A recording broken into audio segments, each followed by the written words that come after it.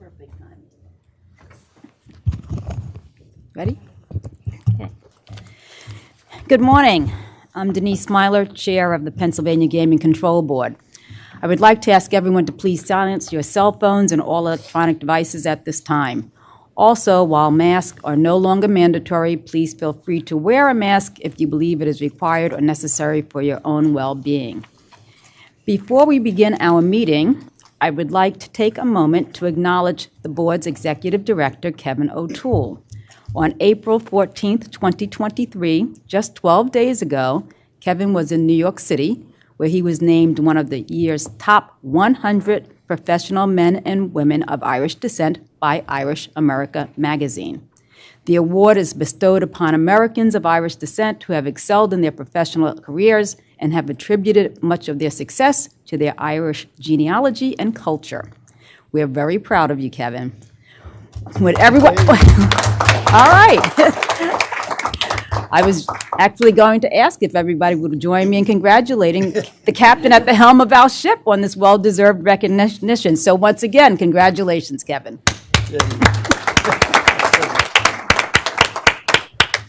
They didn't want me to finish my speech. Okay, so we'll move on. With 7 board members present, I'd like to call today's meeting to order. In addition to the 7 board members, we also have our ex officio members, Kristen Heidingsfelder, representing Pat Brown, Acting Secretary for the Department of Revenue, George Augusto, representing Russell Redding, Acting Secretary for the Department. Was he confirmed? He was? No? All right. Acting Secretary for the Department of Agriculture, and Jennifer Langing, representing Stacy Garrity, State Treasurer. Thank you all for joining us. I'd like to now ask everyone to please stand and join me for a recitation of the Pledge of Allegiance. I pledge allegiance to the flag of the United States of America and to the republic for which it stands, one nation, under God, indivisible, with liberty and justice for all.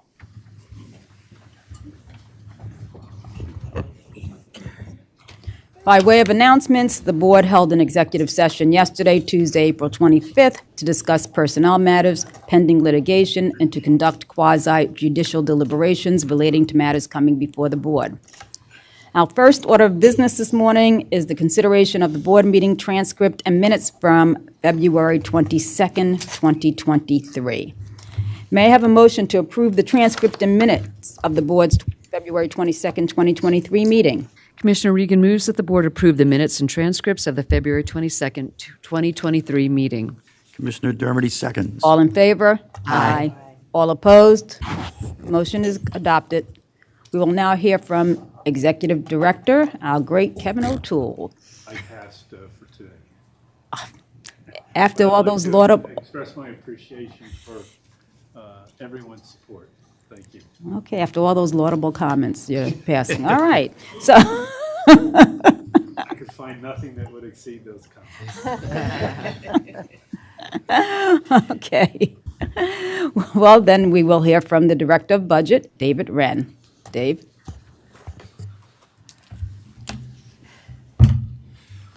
Good morning, Chair and fellow board members. Today, I will provide an update of board expenses through the end of the first quarter, which is March 30th.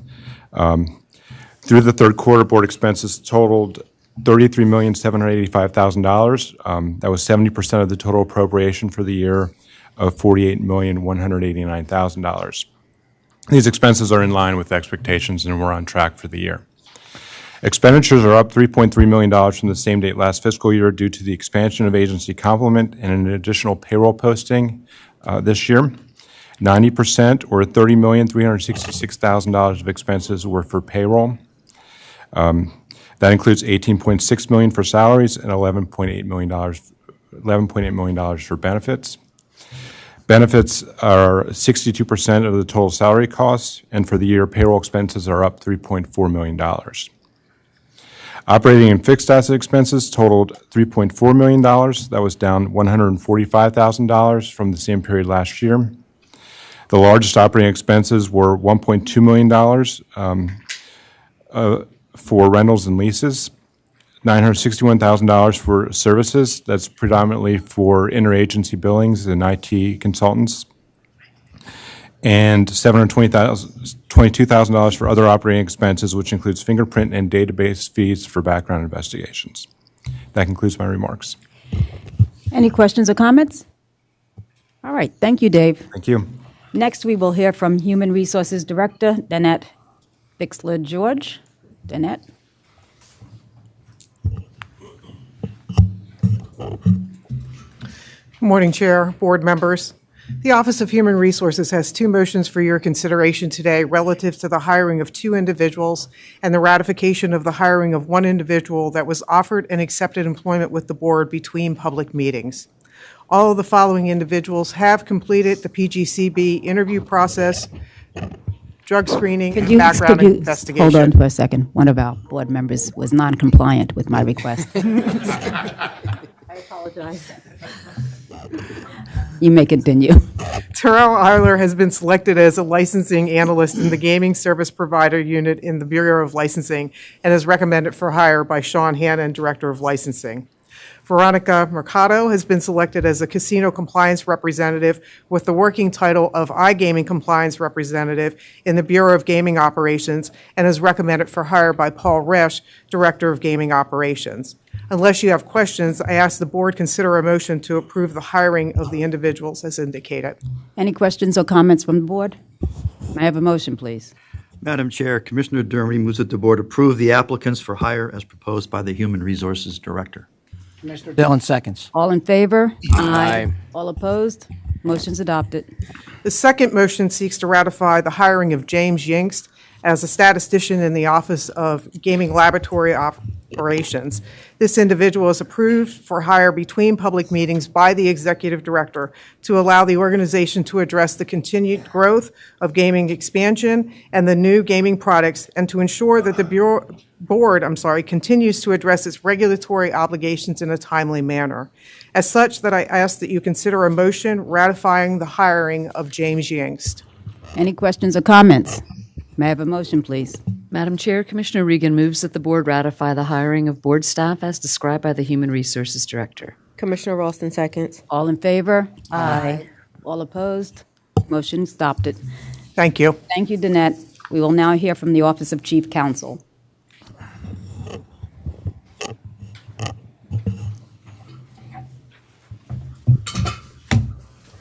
Morning.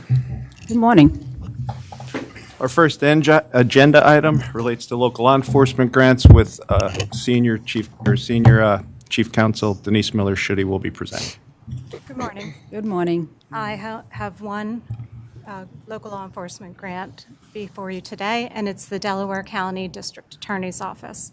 The Delaware County, I'm sorry? We can't hear. Does this amplify? It doesn't amplify. You have to get closer. Okay. Get closer. The Delaware County District Attorney's Office is seeking a local law enforcement grant in the amount of $250,000. If the board were to award this grant, it would be their 9th grant. The project is going to continue to utilize their task force, which includes the prosecution and, of course, investigation of illegal gaming. The budget that they're asking for is mainly for salaries and benefits of one detective and one assistant district attorney, overtime, and miscellaneous expenses to include, among other things, public outreach, capital equipment, and vehicle rentals. The proposed project does meet the eligibility set forth by the board in their guidelines, and it is ready for the determination of the board for an award motion. Any questions or comments? May I have a motion, please? Commissioner Ralston moves that the board approve the local law enforcement grant application as described by the Office of Chief Counsel. Commissioner Manzano Diaz, second. Favor? Aye. All opposed? Motion carries. Thank you. Thank you, Denise.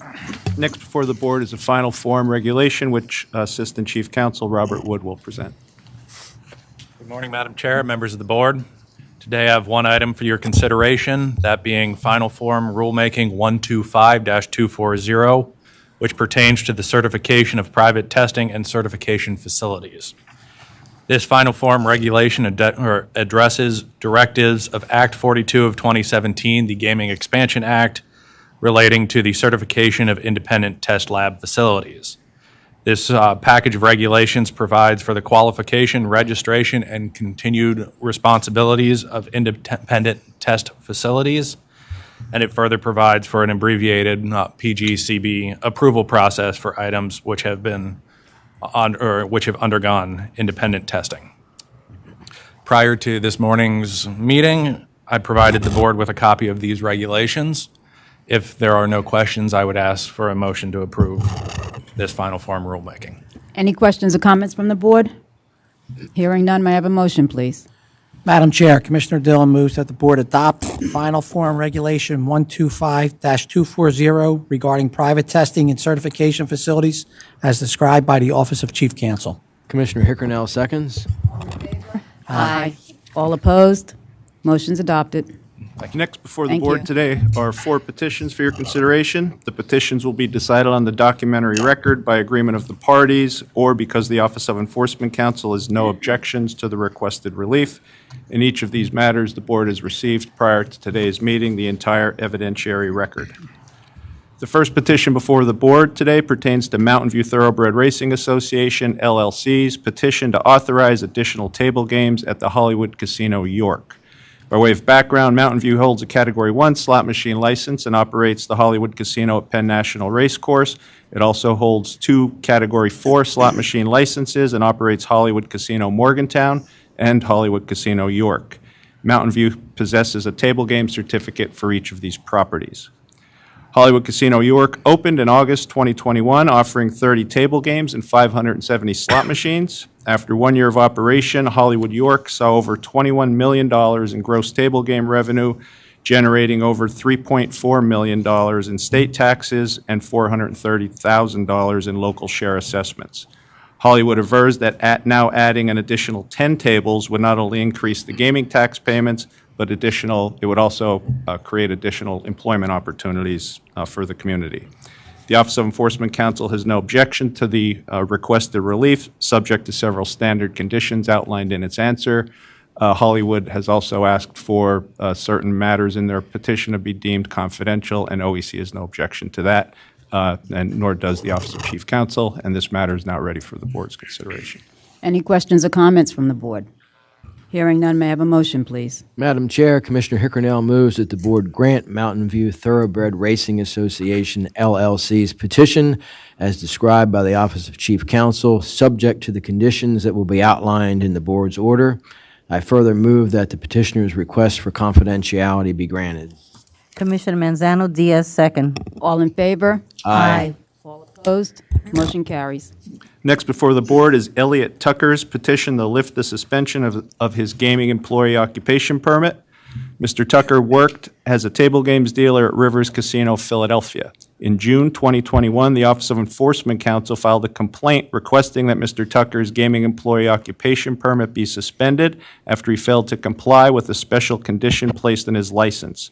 Specifically, Mr. Tucker owed fines and costs to the Philadelphia Municipal Court, and he agreed in his statement of conditions that he would pay those fines and costs in full within 1 year or in the alternative enter a payment plan to cure his debt. Subsequently, Mr. Tucker was non-compliant, and the board issued an order on December 17th, 2021, suspending his gaming employee occupation permit for failing to comply with that requirement, with the payment requirement. In March of 2023, Mr. Tucker filed his request to lift the suspension of his permit, stating that he has now entered into a payment plan with the Philadelphia Municipal Court and has an offer of employment by the Stadium Live Casino in Philadelphia. OEC has no objection to Mr. Tucker's request now that he is compliant with his special condition, and this matter is now ready for the board's consideration. Any questions or comments from the board? Hearing none, may I have a motion, please? Madam Chair, Commissioner Manzano Diaz moves that the board grant Elliot Tucker's petition to lift suspension of gaming employee occupational permit as described by the Office of Chief Counsel, on condition that he provide proof to the Bureau of Licensing that he is in compliance with his payment plan. Commissioner Ralston seconds. All in favor? Aye. All opposed? Motion's adopted. Next before the board is Rashida Faber's petition for removal from the involuntary exclusion list. By way of background, on November 25th, 2016, while at Mohegan Sun Pocono Downs, Ms. Faber ignored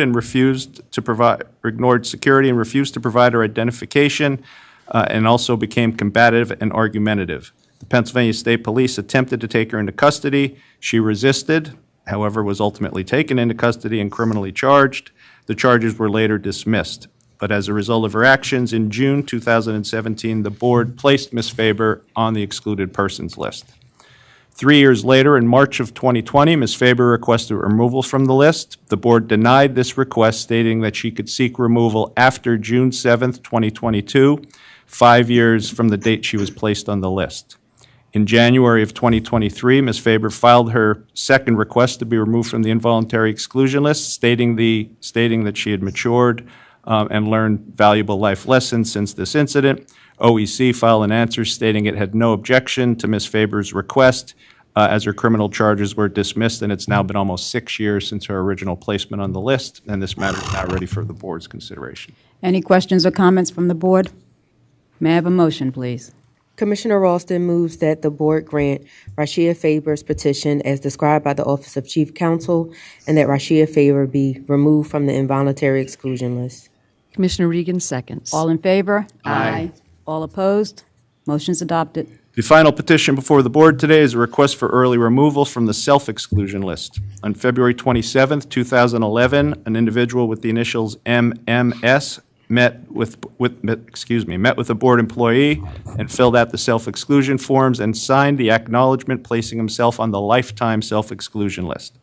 On February 6, 2023, MMS filed his request for removal from the list, stating he placed himself on the list at his ex-girlfriend's request, that he is now married, and he and his wife like to travel and enjoy attending shows and other events at casinos.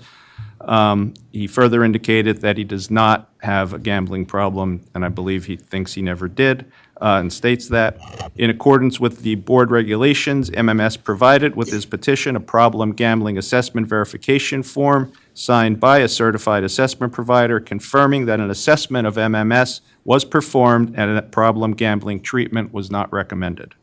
The Office of Enforcement Counsel filed an answer noting that MMS did in fact violate his self-exclusion once in September of 2011. As a result of that, he did have monies confiscated from him, and he was charged with summary trespass. Nevertheless, OEC further states that this incident was over 10 years ago. MMS completed all the regulatory requirements to be removed from the list, and therefore OEC has no objection to his being removed from the list, and this matter is now ready for the board's consideration. Any questions or comments from the board? Hearing none, may I have a motion, please? Madam Chair, Commissioner Regan moves that the board grant MMS's petition as described by the Office of Chief Counsel and that MMS be removed from the self-exclusion list. Commissioner Dermody seconds. All in favor? Aye. All opposed? Motion is adopted. Next presenting withdrawals and reports and recommendations will be Deputy Chief Counsel Chad Zimmerman. Good morning, Commissioners. The next matter before the board today pertains to several unopposed petitions to withdraw applications or surrender the credentials of the following individuals or entities: Patty's Pedals Incorporated, Optimus Invest Limited, Andre Lavold, Robert Zeems, Christopher Fox, Matthias Larson, Mark Gregory, Guy Cohen, SB Tech Malta Limited, Oliver Sainsbury, Masami Sasso, BXG Gaia Purchaser LLC, Giant Eagle Incorporated, including the licenses of Gerald Shate, Laura Carrot, and Robert Giammatteo. The Office of Enforcement Counsel has no objections to any of these withdrawals or surrenders. As a result, if the board were to grant the requests in every case, it would be doing so without prejudice to the requester, and these matters are all now ready for the board's consideration. Any questions or comments from the board? May I have a motion, please? Madam Chair, Commissioner Dermody moves that the board issue orders to approve the withdrawals and surrenders as described by the Office of Chief Counsel. Commissioner Dillon seconds. All in favor? Aye. All opposed? Motion carries. Next before the board for consideration are 5 reports and recommendations received from the Office of Hearings and Appeals. These reports and recommendations, along with the evidentiary record for each hearing, have been provided to the board in advance of this meeting. Additionally, the persons involved have each been notified that the board is considering their matter today and that each have the ability to come forward and briefly address the board. If any of the persons who are the subject of one of these reports and recommendations would like to address the board, I would ask them to come forward when their matter is called. Kareem Reed is the first report and recommendation before the board today. Mr. Reed was granted a non-gaming employee registration and worked as a game presenter for Evolution US LLC. On December 21st, 2022, the Office of Enforcement Counsel filed a request for an emergency suspension of Mr. Reed's registration after receiving notice that Mr. Reed had been criminally charged with several felony and misdemeanor offenses. As a result of the charges, the board's executive director issued an order suspending Mr. Reed's registration on an emergency basis. A hearing in this matter was held on January 19th, 2023. OEC appeared and provided testimony and documentary evidence. Mr. Reed also attended, but due to the pendency of the criminal charges, did not testify on his own behalf. Evidence presented at the hearing showed that Mr. Reed is alleged to have been purchasing firearms for others, some of whom were under 21 years of age or otherwise unable to possess firearms. He is charged with lying on the firearm applications, stating that he was purchasing the firearms for himself, and in one instance, removed a manufacturer's number from one of the firearms since it was being given to someone else. Mr. Reed never notified the board of his pending charges. Based on the evidence received, the report and recommendation issued in this matter recommends the suspension of Mr. Reed's registration remain in effect. This matter is now ready for the board's consideration. Any questions or comments from the board? May I have a motion, please? Madam Chair, Commissioner Dillon moves that the board adopt the report and recommendation issued by the Office of Hearings and Appeals as described by the Office of Chief Counsel, and that the emergency suspension of Kareem Reed's non-gaming employee registration remain in effect. Commissioner Hickernell seconds. All in favor? Aye. Motion's adopted. The next report and recommendation stems from a request for removal from the casino and interactive gaming self-exclusion lists. On June 11, 2022, an individuals with the initials FC submitted a request through the board's website to be placed on the self-exclusion list for a period of 5 years. The following day, FC placed himself on the interactive gaming self-exclusion list also for a period of 5 years. Then, on September 8, 2022, FC filed a petition requesting early removal from the list. OEC filed an answer objecting to these requests. A hearing in this matter was held on December 21, 2022. OEC appeared and presented testimony and documentary evidence. FC also appeared and testified on his own behalf. FC testified that he had wanted to exclude himself from online gaming due to the fact that it was very easy to sit at home and burn through money. He also stated that he spoke with a board employee who helped him through the exclusion process and told him that he had to enroll on both the casino self-exclusion list and the interactive gaming self-exclusion list. He further stated that he was not aware that he may be prohibited from going to other casinos such as in Las Vegas and playing in poker tournaments that he would like to attend, and that he would like to be removed from the list so he may play in those tournaments. FC also asserted that a friend of his enrolled on a specific interactive gaming operator self-exclusion list, which he plans to do if he is removed from the board's list. FC did acknowledge that he did not thoroughly read each statement on the exclusion forms and was just clicking boxes because he wanted to be placed on the list. OEC presented evidence that FC had properly filled out all of the exclusion forms and signed the acknowledgments choosing his exclusion period, acknowledging that he was excluding himself from all Pennsylvania casinos and gaming-related activities, including sports wagering, land-based casinos, and acknowledged that he understood the forms that he was signing. He also signed that he understood that licensees could ban him from their other properties and their non-gaming amenities such as hotels and restaurants. OEC further presented the testimony from the Office of Compulsive and Problem Gambling, stating that they have a policy to not direct individuals to sign up for particular lists and that there may have been an misunderstanding between FC and the board employee. Subsequently, a report and recommendation was issued recommending that FC's request for removal from the self-exclusion list be denied, and this matter is now ready for the board's consideration. Any questions or comments from the board? May I have a motion, please? Madam Chair, Commissioner Hickernell moves that the board adopt the report and recommendation issued by the Office of Hearing and Appeals as described by the Office of Chief Counsel, and that FC remain on the iGaming self-exclusion list. Commissioner Manzano Diaz, second. All in favor? Aye. All opposed? Motion carries. The next report and recommendation before the board also stems from requests for early removal from self-exclusion lists. On February 6, 2022, an individual with the initials MH submitted a request through the board's website to be placed on both the casino self-exclusion list and the interactive gaming self-exclusion list, choosing the 5-year exclusion option for each. On September 8, 2022, MH filed his petition requesting early removal from the lists. OEC filed an answer objecting to these requests. A hearing in this matter was held on December 21, 2022. OEC appeared and presented testimony and documentary evidence.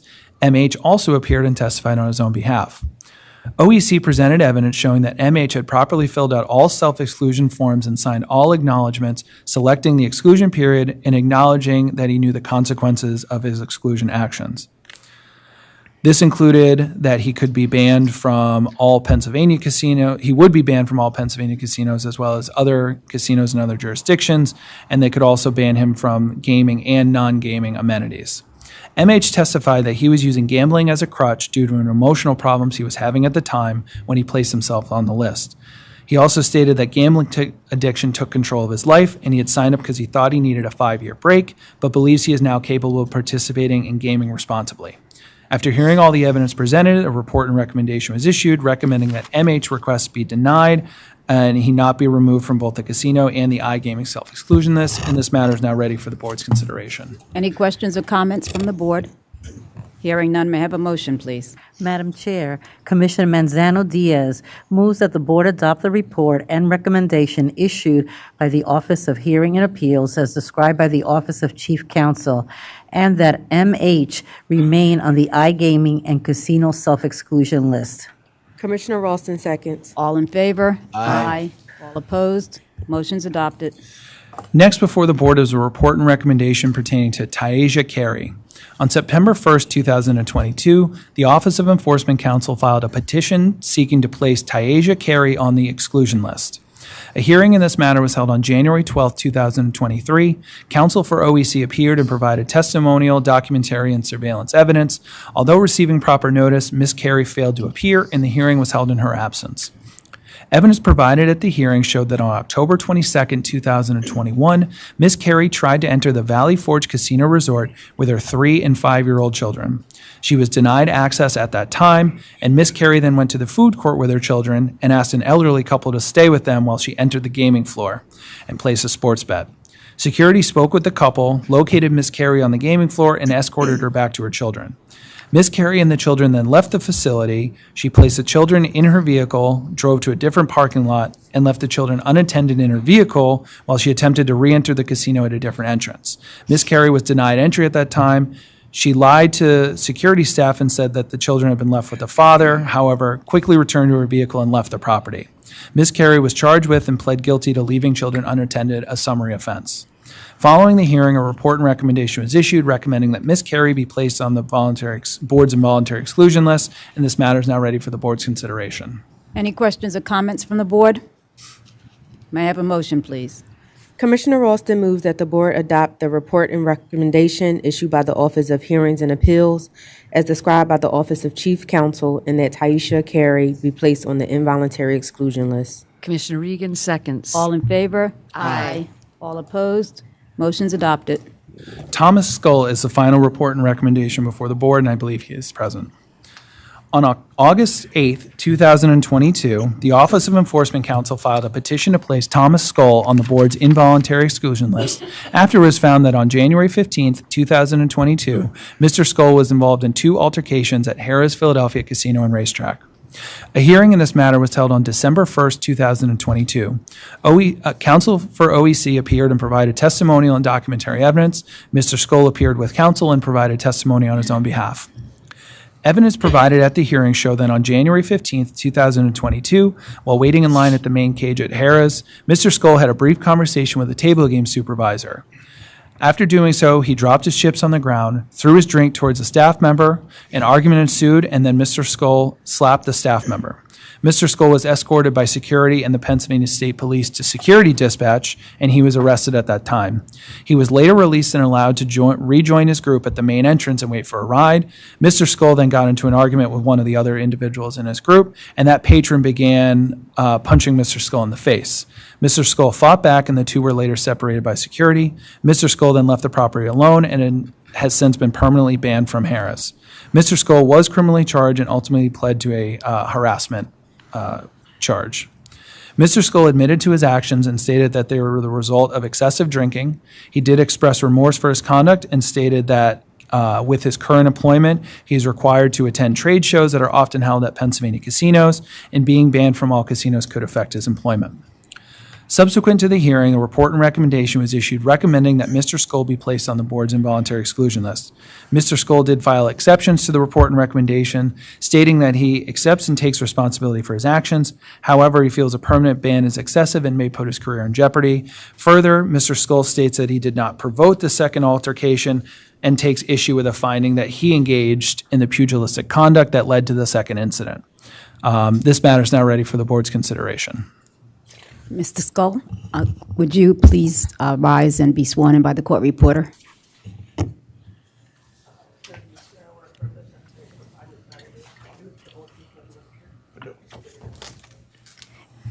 And you're his counsel?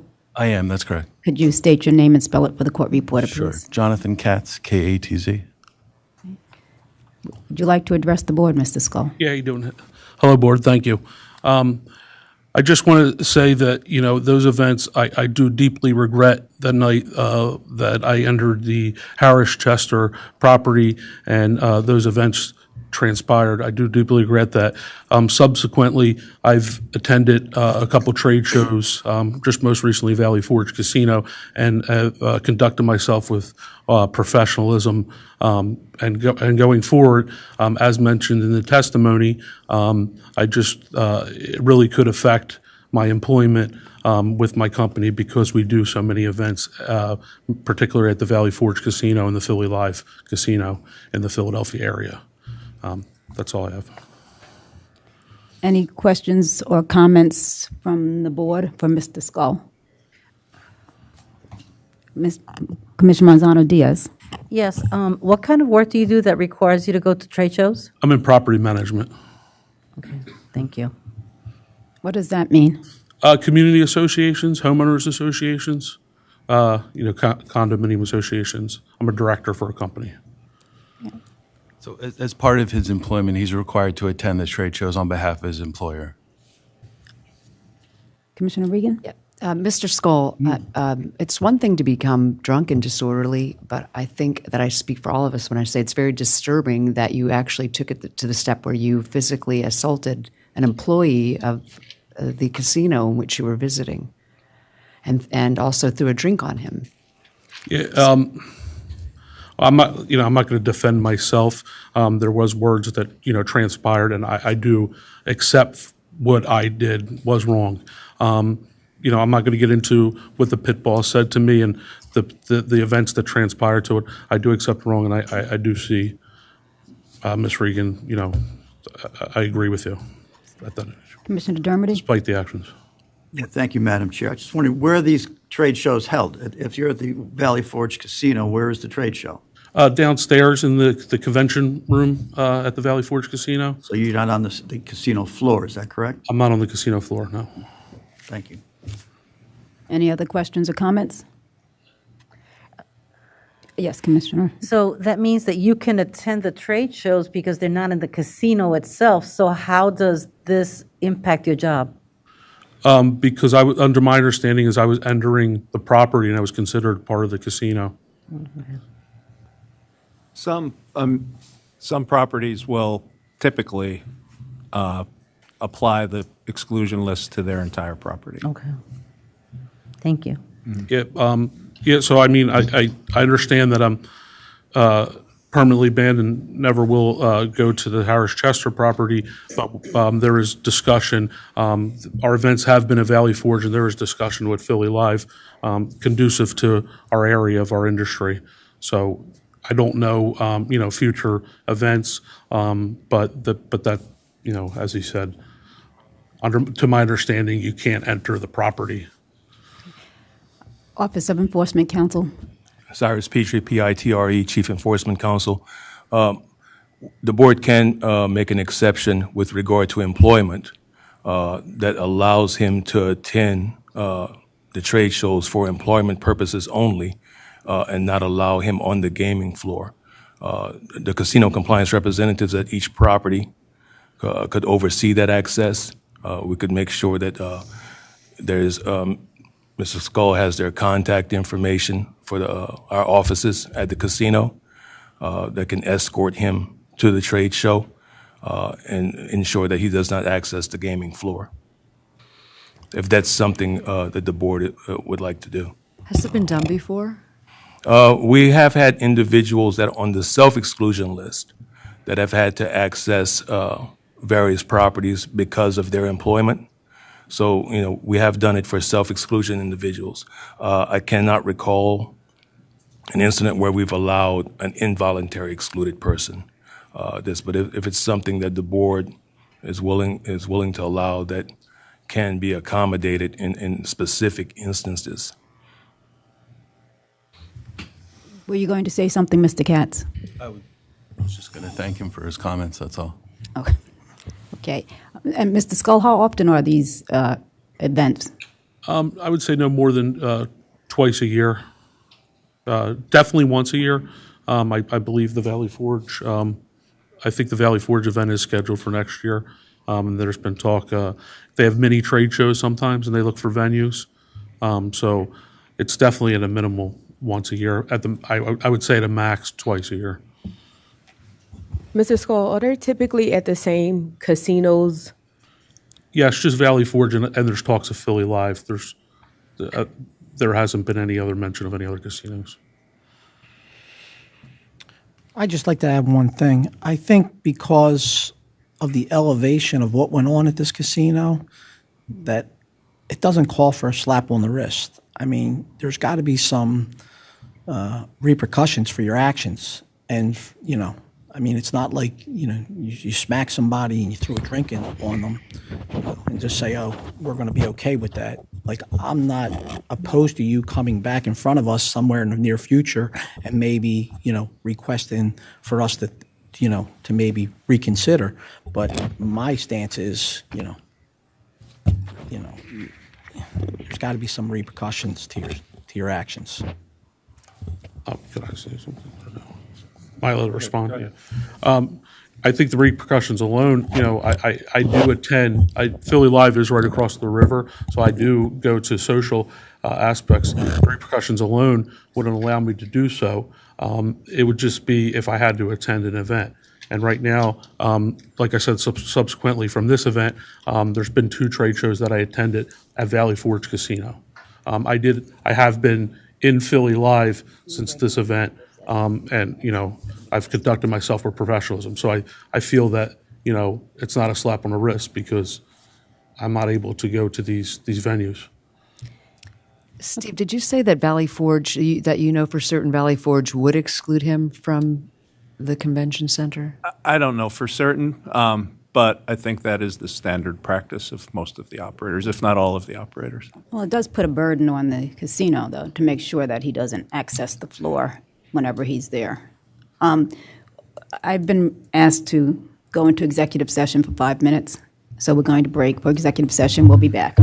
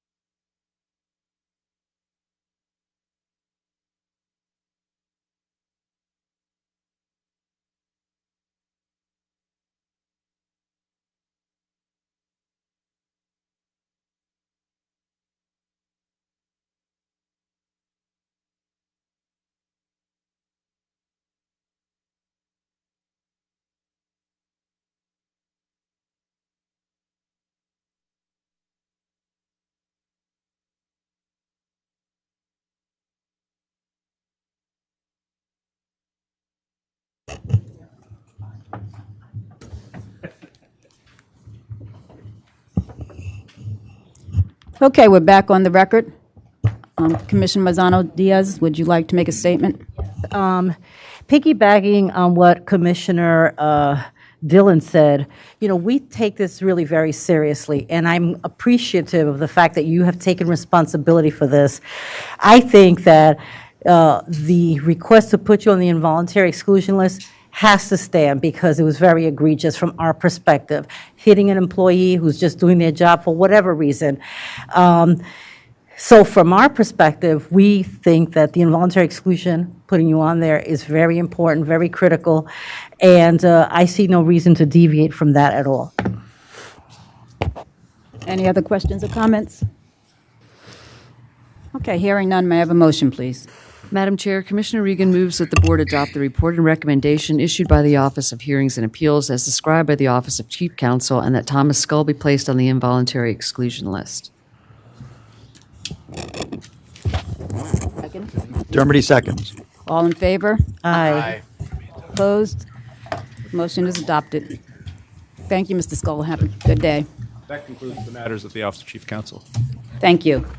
Thank you, Denise, Robert, Steve, and Chad. We will now have the Bureau of Licensing matters presented by the Director of the Bureau of Licensing, Sean Hannon.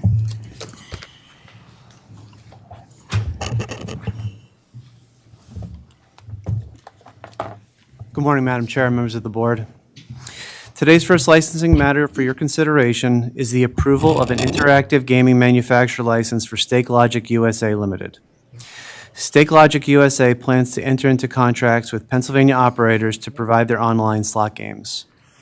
Stake Logic was formed in Malta in April of 2021 with its principal place of business in Naxar, Malta. The Bureau of Investigation and Enforcement has completed its investigation of the company, and the Bureau of Licensing has provided you with a background investigation and suitability report. As a result, the license approval is ready for consideration.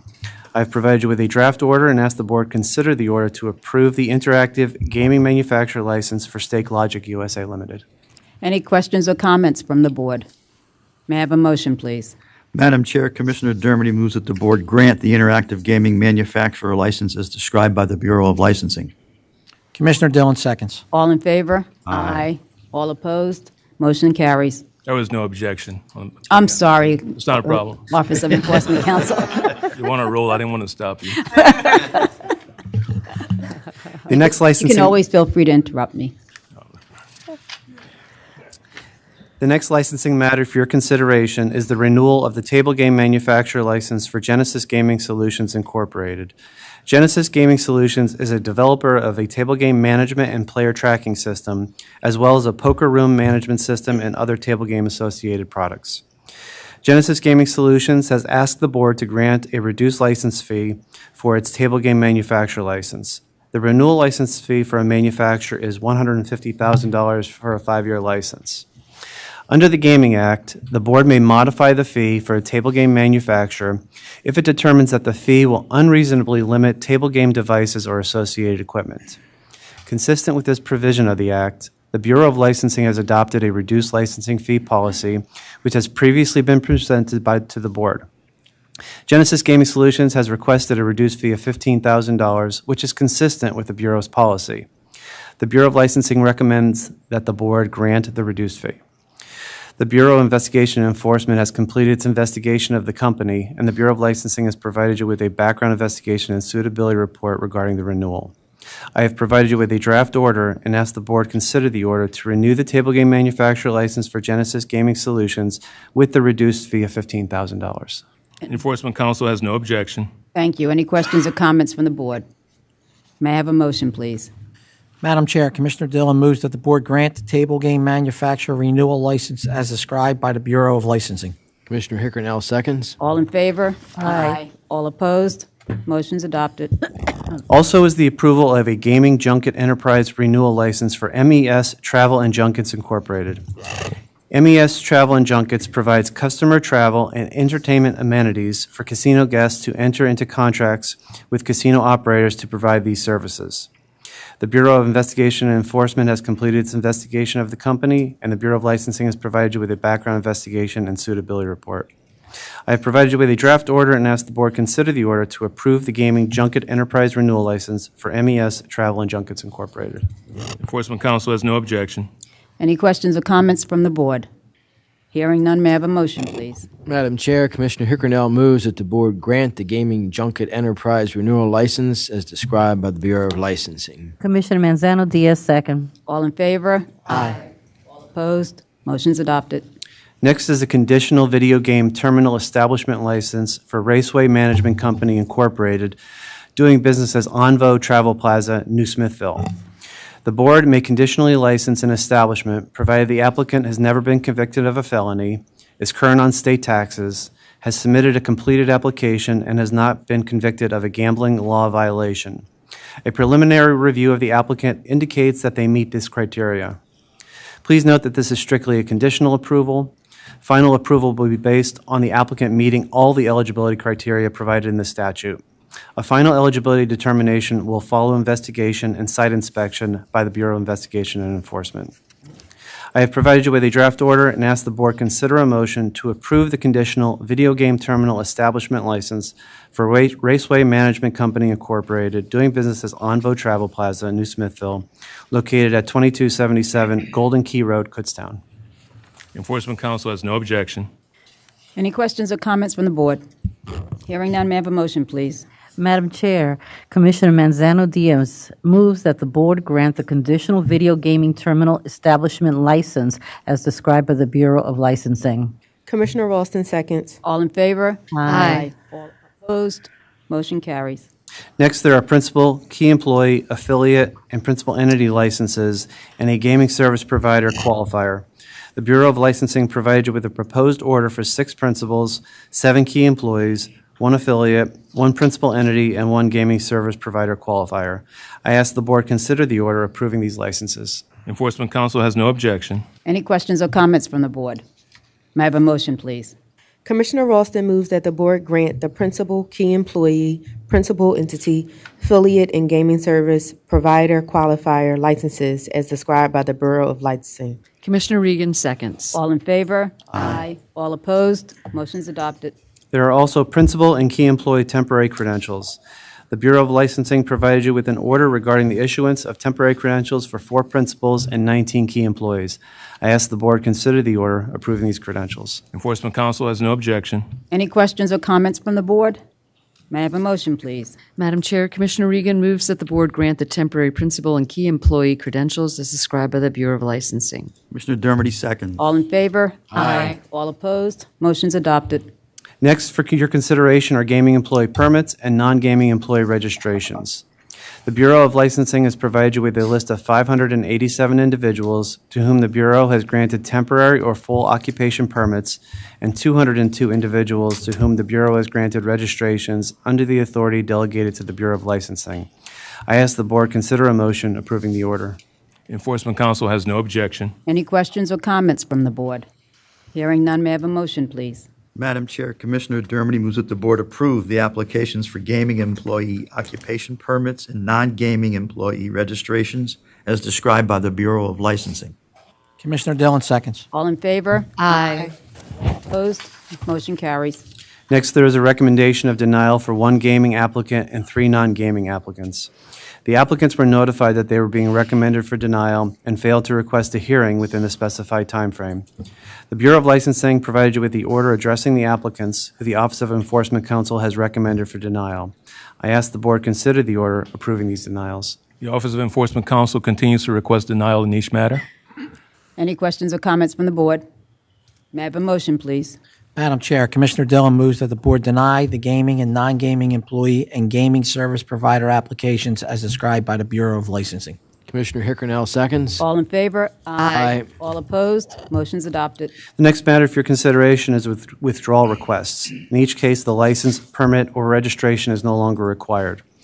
For today's meeting, I have provided the board with 2 key employees, 26 gaming, and 12 non-gaming applicants. I ask the board consider the orders approving these withdrawals. Enforcement Counsel has no objection. Any questions or comments from the board? May I have a motion, please? Madam Chair, Commissioner Hickernell moves that the board grant the withdrawal of key employee, gaming, and non-gaming employee applications as described by the Bureau of Licensing. Commissioner Manzano Diaz, second. All in favor? Aye. All opposed? Motion's adopted. In addition, we have an order to certify Benchmark Construction Company Incorporated and B-Spin Limited, doing business as PennsylvaniaSafeBetting.com, who are gaming service providers. I have provided you with a draft order and ask the board consider the order certifying Benchmark Construction Company Incorporated and B-Spin Limited. The Office of Enforcement Counsel has no objection. Any questions or comments? May I have a motion, please? Madam Chair, Commissioner Manzano Diaz moves that the board adopt the gaming service provider certifications as described by the Bureau of Licensing. Commissioner Ralston seconds. All in favor? Aye. All opposed? Motion carries. Finally, for your consideration are gaming service provider registrations. The Bureau of Licensing provided you with an order and an attached list of 10 registered gaming service provider applicants. I ask the board consider the order registering these gaming service providers. The Office of Enforcement Counsel has no objection. Any questions or comments from the board? Hearing none, may I have a motion, please? Commissioner Ralston moves that the board approve the gaming service provider registrations as described by the Bureau of Licensing. Commissioner Regan seconds. All in favor? Aye. All opposed? Motion's adopted. Thank you, Madam Chair. Thank you, Sean. Next is Chief Enforcement Counsel Cyrus Petrie. Okay, good morning. The Office of Enforcement Counsel will present 21 matters today for the board's consideration, in which we will request the approval of 3 consent agreements, 8 revocations, and 10 involuntary exclusions. The next matter on the agenda for the board's consideration is a consent agreement between the Office of Enforcement Counsel and Category 1 licensee Downs Racing LP, doing business as Mohegan, Pennsylvania. The matter will be presented by Senior Enforcement Counsel John Crow. Representatives for the licensed entity are present, and at this time, I request that those individuals please introduce themselves for the record, and that all non-attorney witnesses please stand and be sworn.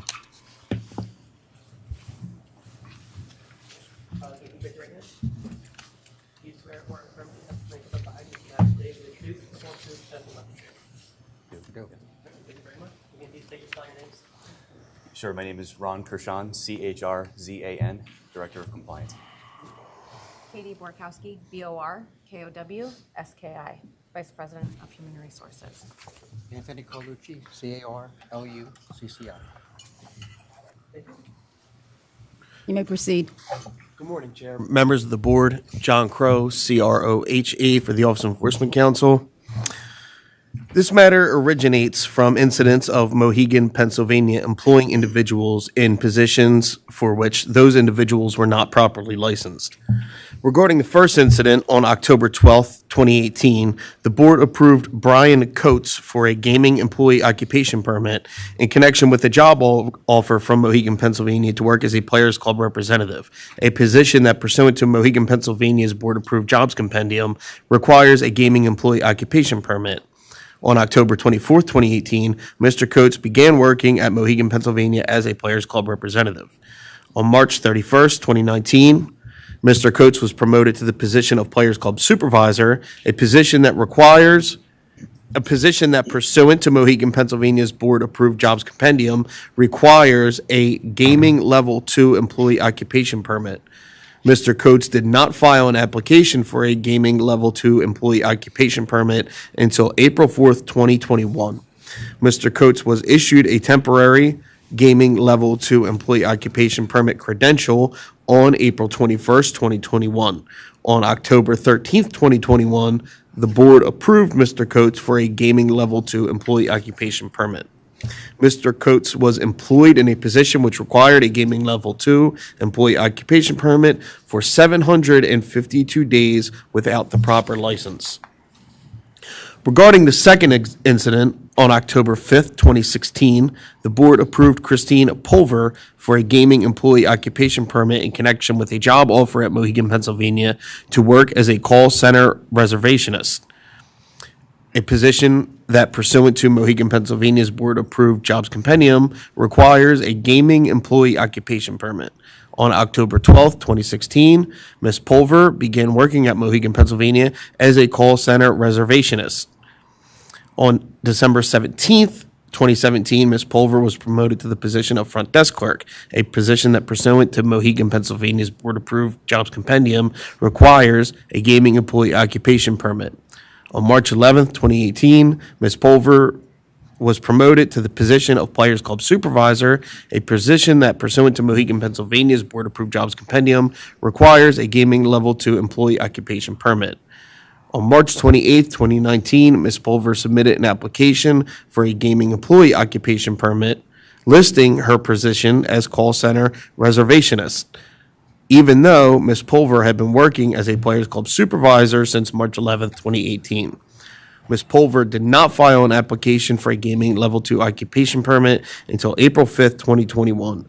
Ms. Pulver was issued a temporary gaming level 2 employee occupation permit credential on June 4th, 2021. On March 29th, 2022, the board approved Ms. Pulver for a gaming level 2 occupation permit. Ms. Pulver was employed in a position which requires a gaming level 2 employee occupation permit for 1,181 days without the proper license. The Office of Enforcement Counsel in Mohegan, Pennsylvania respectfully requests that the board approve the consent agreement and stipulations of settlement, and that Mohegan, Pennsylvania pay a civil penalty of $20,000 as well as a $2,500 administrative fee for costs incurred by board staff in connections with investigations into this matter. Thank you. Mohegan, would you like to respond? Yes, Madam Chair and Commissioners, and thank you. First off, we take full responsibility for these mistakes. I have with me today Katie Borkowski, who's our Vice President of Human Resources, and Ron Krishan, our Director of Compliance. There was a procedure in place. Unfortunately, it wasn't followed. But anyway, Katie will explain that, and Ron will tell you the additional procedures we put into place for checks and balances. So like there was a procedure that wasn't followed, but then obviously going on this long, we have to put checks and balances. So, you know, if there's a procedure that's not followed, which we hope never happens, right, but it would never go on this long again. So with that said, Katie? Thank you, Tony. As Tony mentioned, there was a procedure that was not followed. The individual responsible for following that procedure is no longer with the organization. What was the procedure? The procedure is when somebody is being promoted, that they need to look at the jobs compendium to ensure that they're licensed properly. At this point, that recruiter did not follow that procedure. And when the documentation came to our office, there was a policy in place that any leadership within the HR office can sign off on that. We have since changed those policies that Ron will speak about, just to ensure that there's additional checks and balances in place, so this does not happen again. Again, like Tony had said, we take full responsibility. I personally take responsibility for it because it is the department that I oversee. So I'll turn it over to... Jump in for 1 second. Sure. And again, the procedure in place probably wouldn't have happened if it was a new hire, but it happened on an internal transfer that somebody neglected to do. It's no excuse, I'm just saying. So that's why we had to put additional procedures in, again, because it seems to be these in-house transfers that throughout my career have caused these issues. So, Ron? Yes, thank you. So what we've done is Human Resources conducted a self-audit of every G2 license we have, just to verify that they were properly licensed. The results of that audit came back clean. No more errors were found. Moving forward on a quarterly basis, Human Resources is going to continue to do that self-audit, and they're going to look at all G2s, and they're also going to look at any promotions and or transfers that happened in the prior quarter. And if any discrepancies are identified, immediately will be reported. The process enhancement that Katie had mentioned is, it used to be where any manager or above in Human Resources could sign off on the employment or the transfer, promotion, or new hire. Right now, we have it narrowed down, so our employment manager specifically is signing off on all transfers, new hires, and promotions, and their job specifically is to look at the existing job compendium and verify that the licensure matches what we're putting that person in a position to. So we've taken remediation steps, and we believe that'll correct any issues that will occur. Thank you. Any questions or comments from the board? I'm assuming because they were licensed, even though not properly, because of such an extended period of time, the fee is only $20,000, which is pretty low for that amount of time. Yeah, because they were licensed, and also the previous incidents that we've had with other casinos, the fine was lower, and the individuals were not licensed at the time. But because of the length of time, that's why the fine is $20,000. Any other questions or comments? Okay. May I have a motion, please? Commissioner Regan moves that the board approve the consent agreement between the Office of Enforcement Counsel and Downs Racing LP doing business as Mohegan, Pennsylvania, as described by the Office of Enforcement Counsel. Commissioner Dermody seconds. All in favor? Aye. All opposed? Motion's adopted. Thank you very much, and thank you for putting those extra protections in place. Thank you. Thank you. Thank you, Madam Chair and Commissioners. Next matter on the agenda for the board's consideration is a consent agreement between the Office of Enforcement Counsel and Category 2 licensee Mount Airy No. 1 LLC doing business as Mount Airy Casino Resort. The matter will be presented by Senior Enforcement Counsel John Crow. Representatives for the licensed facility are present, and at this time I request that those individuals please introduce themselves for the record, and that all non-attorney witnesses please stand and be sworn.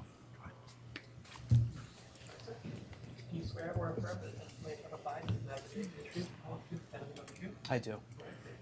Oh. My name is Ben Koff. Last name is Koff.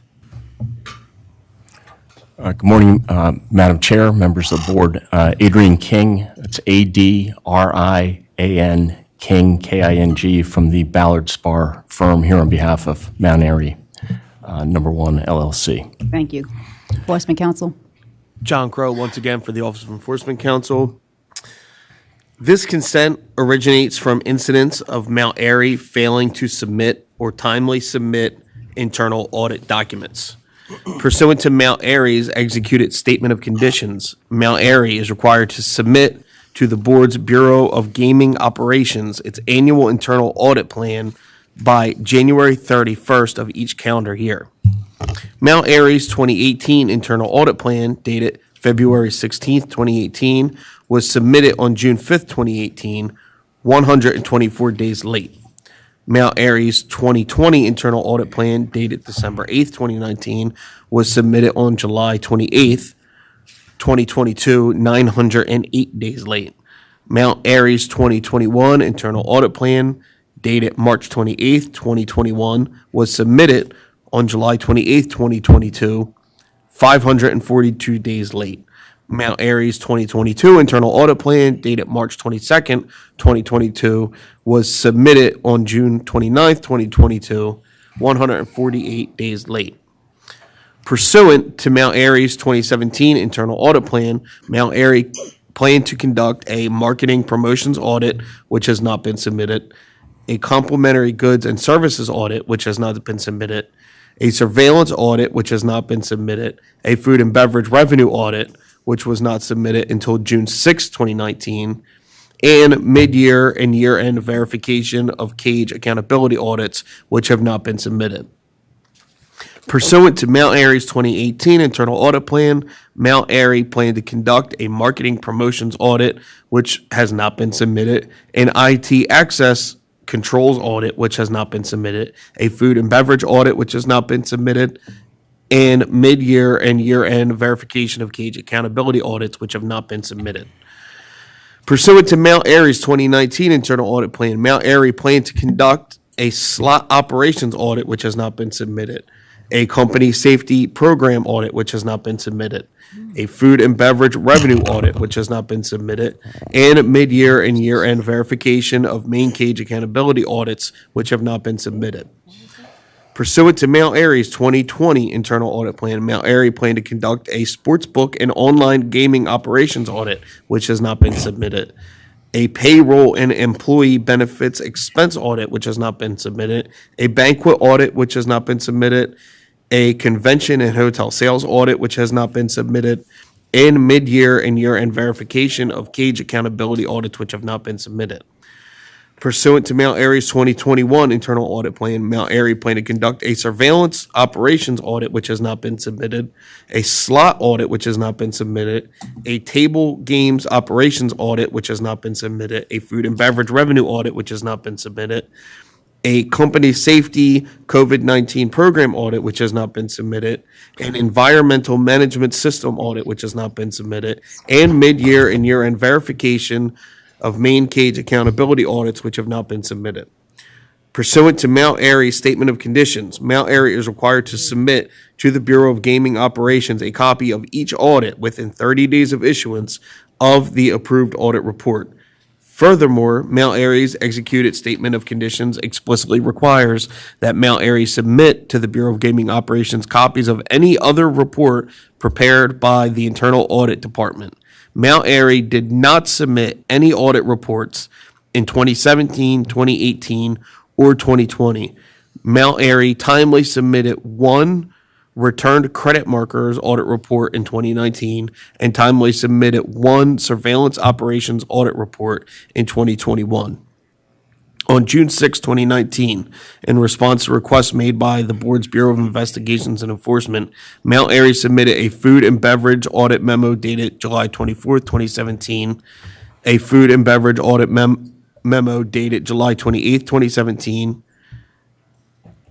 a food and beverage audit memo dated August 28th, 2017, an outdoor pool event audit memo dated June 26, 2019, which was not listed in the 2019 audit plan, a bank secrecy compliant audit report dated January 23rd, 2018, which was not listed in the 2018 audit plan, and a bank secrecy compliance audit report dated June 18th, 2018, which was not listed in the 2018 audit plan.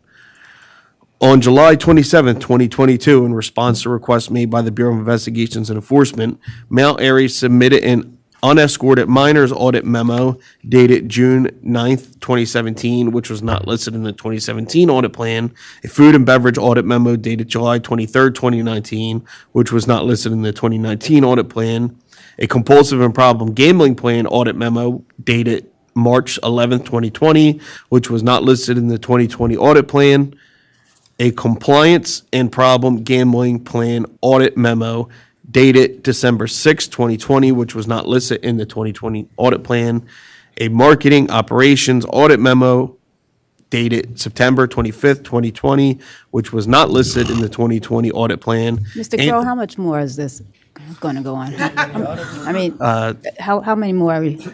I'm right at the Okay. end. Okay.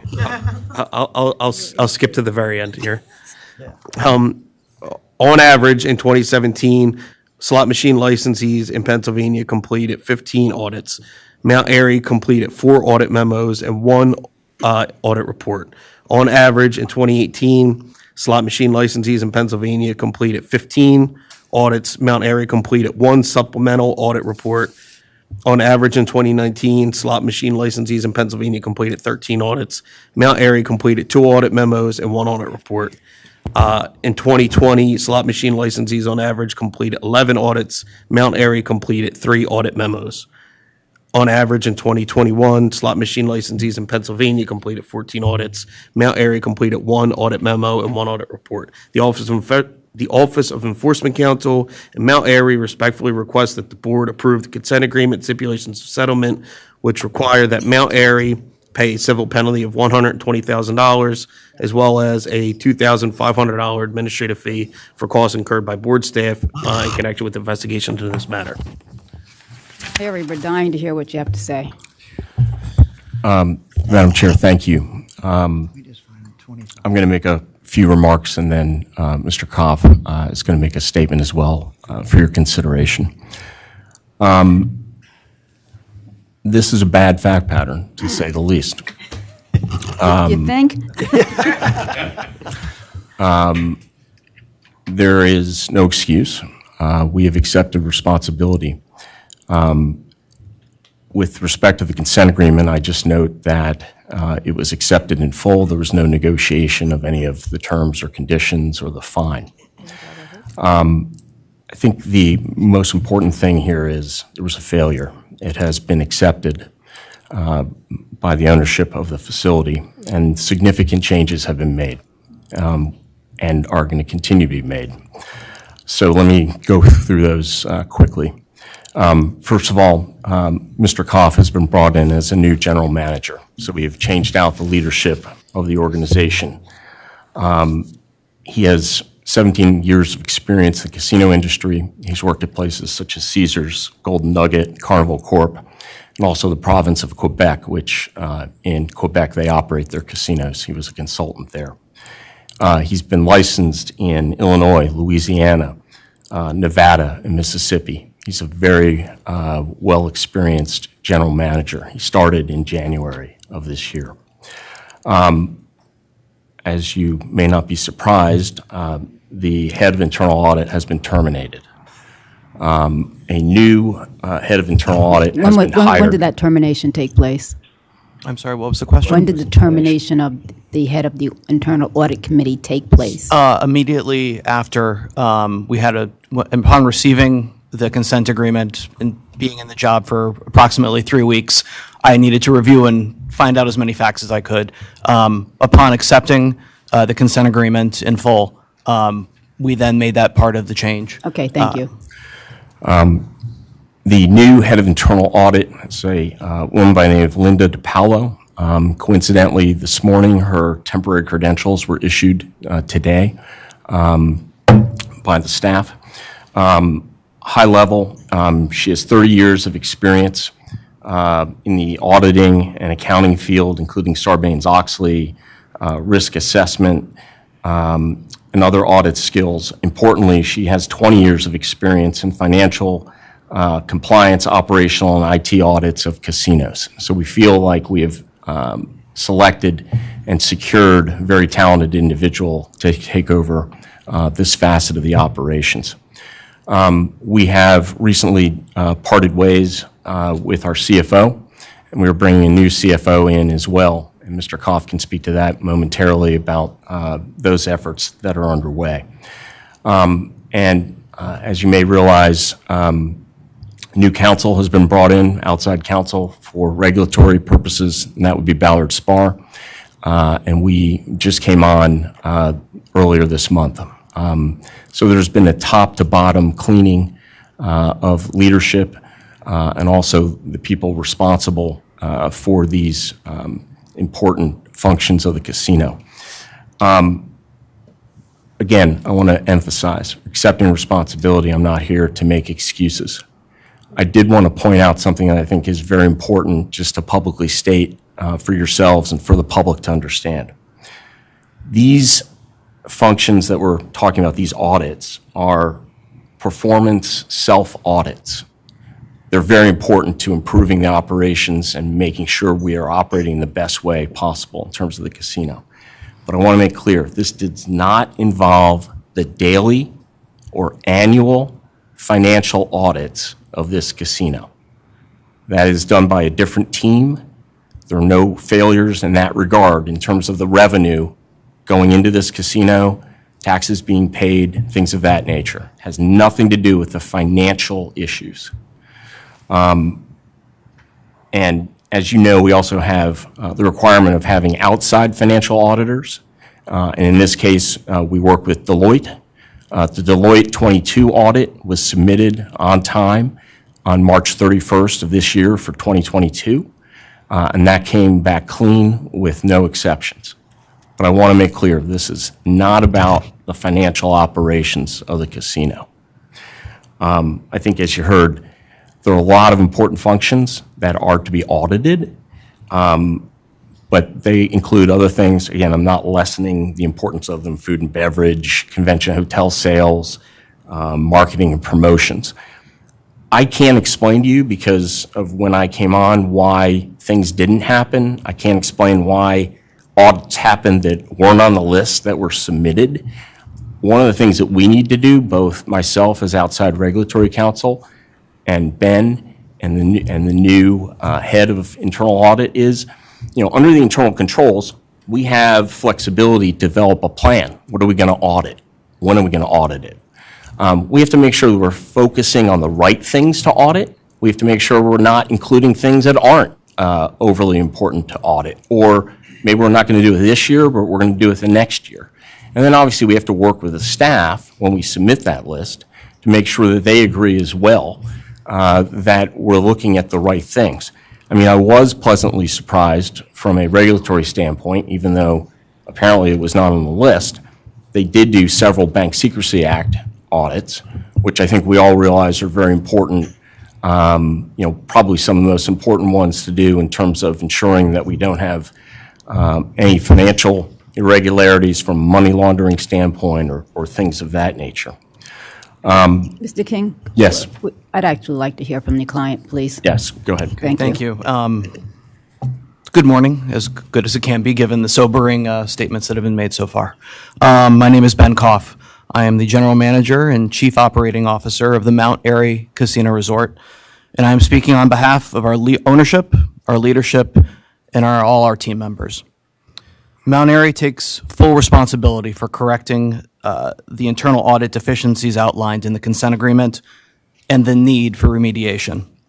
Casinos are businesses that must continually manage a wide variety of risks. And while managing these risks, we must ensure that we as licensees and our customers are operating in a fair and honest manner, in a correct manner. Internal audit is not merely a compliance requirement. I firmly believe that.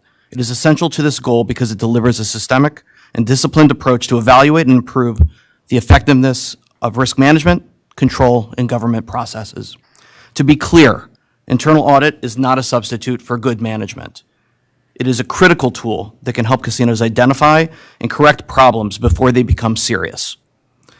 Through staffing changes, as discussed by our counsel, discussions with PGCB staff, and numerous internal audit meetings and discussions, Mount Airy has already begun to redesign our program to identify and mitigate risk, improve efficacy and efficiency, and ensure compliance with all applicable statutory provisions and PGCB regulations. When I first became a general manager, I asked my mentors what I should focus on. One in particular gave me something I didn't consider as a general manager. He said I needed to ensure a culture of regulatory excellence, that we as a casino should be the epitome of compliance, not only amongst ourselves, but in all industries. That Mount Airy, like all our peers, can operate a great business while meeting the high standards of the Commonwealth. The culture of regulatory excellence begins with education and letting each of our Mount Airy team members know the important role of internal audit. It is not one job that is just under a director. It is everyone's job, and it starts with me at the top. We have to show the value it delivers on the overall operations and the operations in each department. It's not about characterizing employees as wrong or bad, or about identifying gotcha moments. Unfortunately, in our industry and different markets I've worked in, that is how people view internal audit, and that is not the case. Internal audit is about the continuous improvement of our processes. It is not just the role of one person, as I mentioned. It's everyone's role. It will be a team effort at Mount Airy. We will follow a top-down risk-based method, scoping all documents, ICs, SOPs, the regs, developing line items that tie to each statement, fact, process, financial line item that we need to look into, so we understand all the processes and their constituent components. Reports that contain any findings or areas of concern will be reviewed with the applicable management and team members, and adequate responses and/or correction plans will be obtained and included in the final report. This will be shared internally with all stakeholders, and we will then continually follow up to ensure adherence with agreed-upon performance and improvement methods. Quite frankly, and just to put it succinctly, we are going to inspect what we expect, and I take that as ownership of my job as general manager. While we have been working diligently on these issues internally and with the PGCB staff, I come to state to you today that our journey to get to that regulatory excellence goal has already started, and we want to become an example upon our peers. At this time, I'm happy to answer any questions you have. Any questions from the board? Manzano Diaz. What kinds of things have you instituted already since during your tenure? I'm sorry, can you repeat that question? I'm sorry, what kinds of things have you instituted during your tenure now? Well, I think the first thing is that we're setting up a culture of accountability. And I'm not saying that accountability didn't exist at Mount Airy before, but there are repercussions for your actions. There is creating that start is going in front of our leadership. So just last week, I stood before every leader in our property, anybody who was over an employee, an hourly employee, all salaried employees, and we started talking about documentation. We started talking about ownership, made that very clear, is that ownership is there. In terms of that, we are putting in processes on the back end from everything from HR to accounting to make sure that we do not miss things. As I said before, we have to start self-auditing in our departments on a better level. In terms of, I've already, to the extent I can, is she's just received her temporary license today, understood the process of how we are going to roll out audit. We are going to take, now that we have Linda on board, thankfully, one of her first jobs will be to redo the 2023 audit plan. We're going to start where we need to, and that's right now, as audit is a continually evolving thing. I can't fix the past, but I sure can fix what's going on now and what's going to be happening in the future. We'll submit that audit plan, and we'll get feedback from PGCB. As you heard before, we had failures. What we audited needs to be looked at. We need to focus on those important processes in gaming. We need to focus on those important processes in making sure processes and procedures are followed to just eliminate risk in any area. If I could, I mean, not to be repetitive, but I just want to emphasize, the first thing was to clean house, and that happened. And then it is, as it has in this job market, it takes time to find the right people, but I'm pleased to be able to stay here right now. We have a new director of internal audit. We have Ben. Ballard has come on. We have a team of 3 attorneys, myself, my partner, Mike Fabius, our team that we work with at the firm. We're going to be digging into this very deeply. As Ben said, we're going to re-examine the audit plan that had already been submitted by the previous audit director earlier this year. We're probably going to change that. We're going to work with the staff, but it's just fortuitous that Linda was approved today, and everything's going to start this afternoon, quite frankly. Any other questions or comments? Go ahead. Commissioner Regan. You described the exhaustive list of missed audits as performance self-audits and not financial important audits. Could you describe tell me a little bit more about what performance self-audits, how you... Well, I want to be clear. These are required. They're part of our internal controls. I'm not trying to say they're not important. I don't want you to mishear me at all, or if I misspoke, I apologize. My only point was, obviously, it's very important to the Commission and to the Commonwealth to safeguard the assets of the Commonwealth, including its gaming tax revenue. And so my only point was the financial audits are done by a separate group that aren't the subject of this consent agreement and subject to thorough outside auditing by Deloitte. And so I wanted to make sure that everybody understands that's not what we're talking about. Now, that said, internal audit for casinos, for any major business, corporation, is a very crucial function. And I know, a lot of you are obviously familiar with what goes on in businesses. And so I'm not saying they're not important. I'm just saying they're not the finances. I don't want people to think somehow the Commonwealth was not getting its tax revenue. That was the only thing I was trying to clarify or emphasize.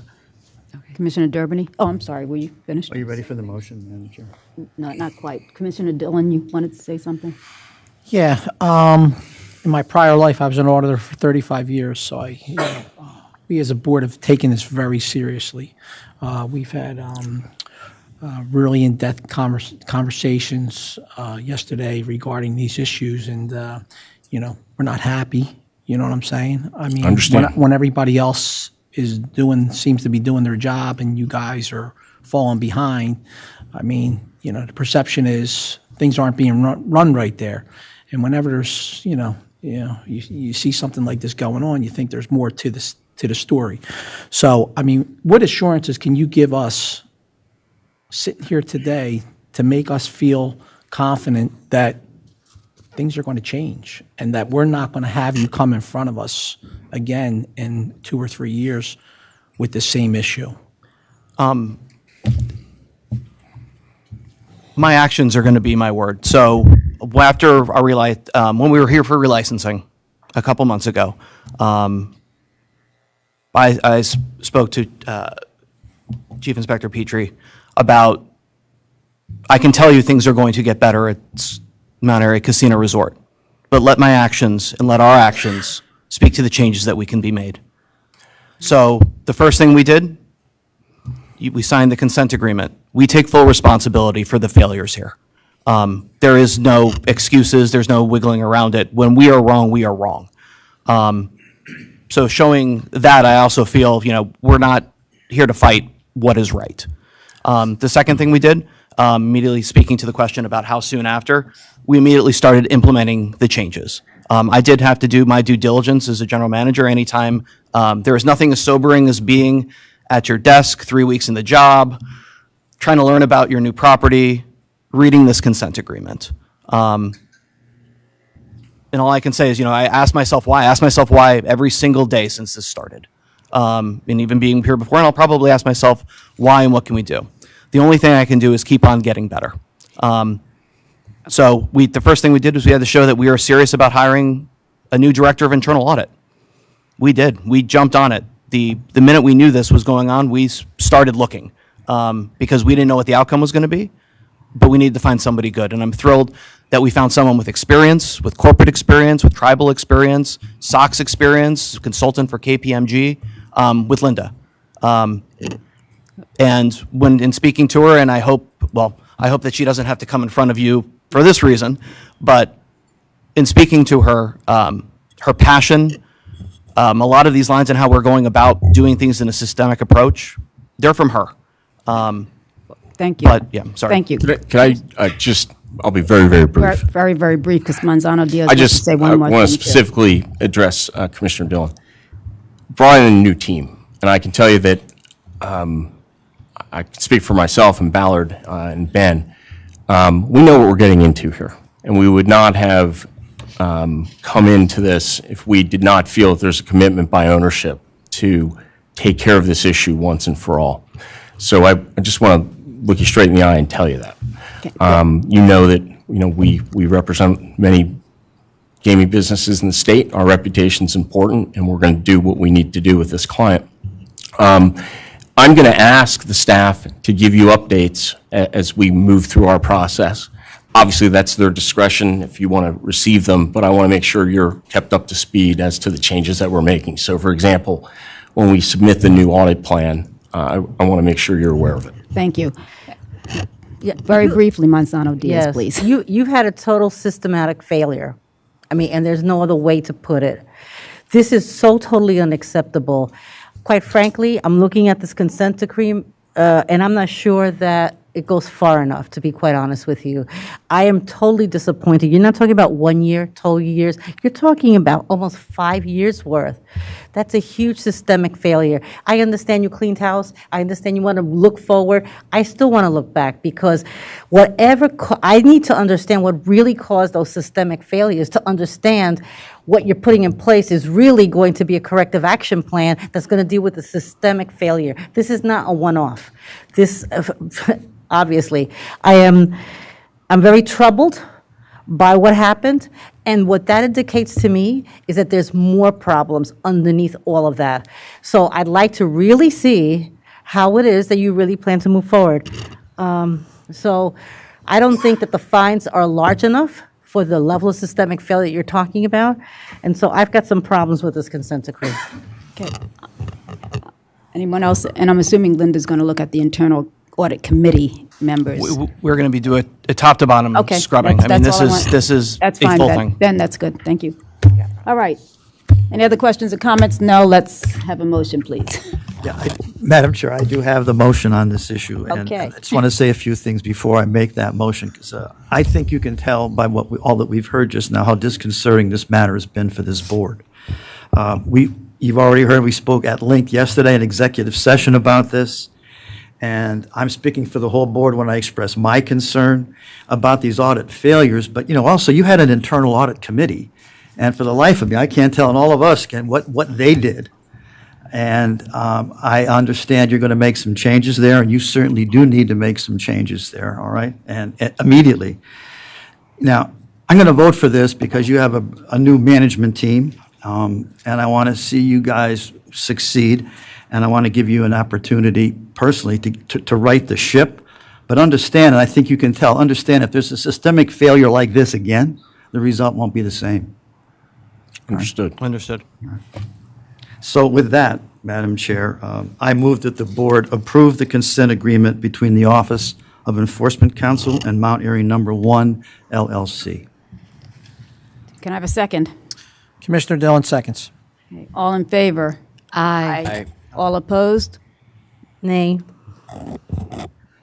Having a majority, it's adopted. The motion's adopted. Thank you. Thank you.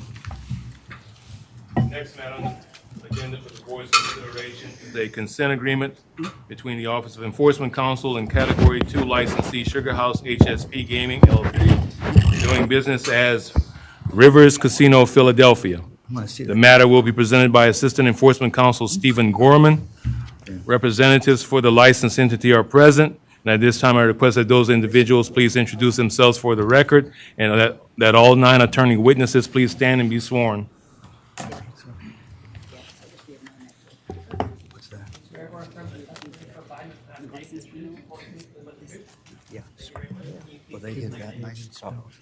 Name is Giffen, G-I-F as in Frank, F as in Frank, E-N. Last name is Tan, T-A-N.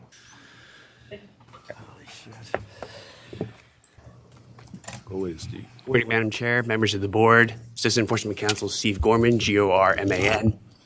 This consent agreement originates from a cheating incident at Rivers, Philadelphia, where Rivers, Philadelphia employees failed to make proper notifications. On December 10th, 2021, a patron arrived at Rivers, Philadelphia, and entered a game of Mississippi stud poker. Over the next 2 hours, the patron marked 96 playing cards by pressing his thumbnail into the sides of the cards, as well as bending the cards to create creases in the cards. After a dealer noticed that several of the cards appeared to be bent, Rivers Philadelphia Table Games Management replaced the deck. The patron left the casino unnoticed, having won $1,278 by cheating. On December 11th, 2021, a table games manager contacted the casino compliance representative about inspecting marked playing cards. The casino compliance representative at the time was unaware of the circumstances surrounding the incident and did not realize that the manager failed to properly notify the Bureau of Casino Compliance about the cheating incident. On December 20th, 2021, the Bureau of Casino Compliance discovered this violation and further learned that Table Games Management failed to notify Rivers Philadelphia Security, Rivers Philadelphia Surveillance, and the Pennsylvania State Police until the day after the incident. As a result, the patron was permanently banned from Rivers Philadelphia. No criminal charges were filed. OEC has an exclusion petition action pending against the patron. The Bureau of Casino Compliance further discovered that since May 8th, 2021, Rivers Philadelphia Synchros system had flagged this patron's player ID to alert employees to call surveillance when the player is in action. On the night of the cheating incident, a floor person failed to call surveillance when the patron started to play. The Office of Enforcement Counsel and Rivers Philadelphia respectively request that the board approve the consent agreement and the stipulations of settlement, and that Rivers Philadelphia pay a civil penalty of $7,500 as well as a $2,500 administrative fee for costs incurred by board staff in connection with investigation into this matter. Thank you. Rivers, would you like to respond? Yes, John Donnelly, D-O-N-N-E-L-L-Y, on behalf of the Rivers Philadelphia. This is a failure of communication. What happened was the director of table games thought that the manager who was watching that particular game had reported this when in fact he hadn't. It was a 24-hour glitch, but it's actually 20 hours between the time that the event occurred and that notification was made. And that's what happened. The fellow who did this was not prosecuted. That wasn't our doing. We wish these people would be prosecuted, but he was not. And that's all I can say. That particular director is no longer with the company. Mr. Tan is now the director. But I wouldn't blame him. He thought, honestly, that the CCR had been notified, and he was wrong. So Mr. Tan can address the board if necessary, but there is, in place now under his tutelage, and I think before, really, is a process that everyone, that the table games people notify CCR immediately, and then Mr. Tan be notified that that notification was made, so. Mr. Tan, would you like to say anything? I think he covered everything. Okay. Do we have any questions? Shows how wise he is. Any questions or comments from the board? No, hearing none, may I have a motion, please? Madam Chair, Commissioner Dillon moves that the board approve the consent agreement between the Office of Enforcement Counsel and Sugar House Gaming, doing business as Rivers Casino, Philadelphia, as described by the Office of Enforcement Counsel. Commissioner Hickernow seconds. All in favor? Aye. All opposed? Motion's adopted. Thank you. Very much. Thank you. The next 8 matters on the agenda consist of enforcement actions in which the Office of Enforcement Counsel filed complaints seeking the revocation of occupation permits and non-gaming registrations previously issued by the board. The complaints in each matter have been filed with the board's Office of Hearings and Appeal and properly served upon the individual named in each complaint. The individual named in each complaint failed to respond within 30 days as required by board regulation. As a result, the Office of Enforcement Counsel filed a request for default judgment in each instance and properly served the same upon each respondent. Therefore, the facts in each complaint are deemed admitted. All filed documents have been provided to the board, and the matters are presently ripe for the board's consideration. In each matter, we will provide a summary of the facts and make a request for the appropriate board action. The next matter on the agenda for the board's consideration is the revocation of the non-gaming registration issued to Anthony Hurd. Mr. Hurd was previously employed as an EVS attendant at Rivers Pittsburgh.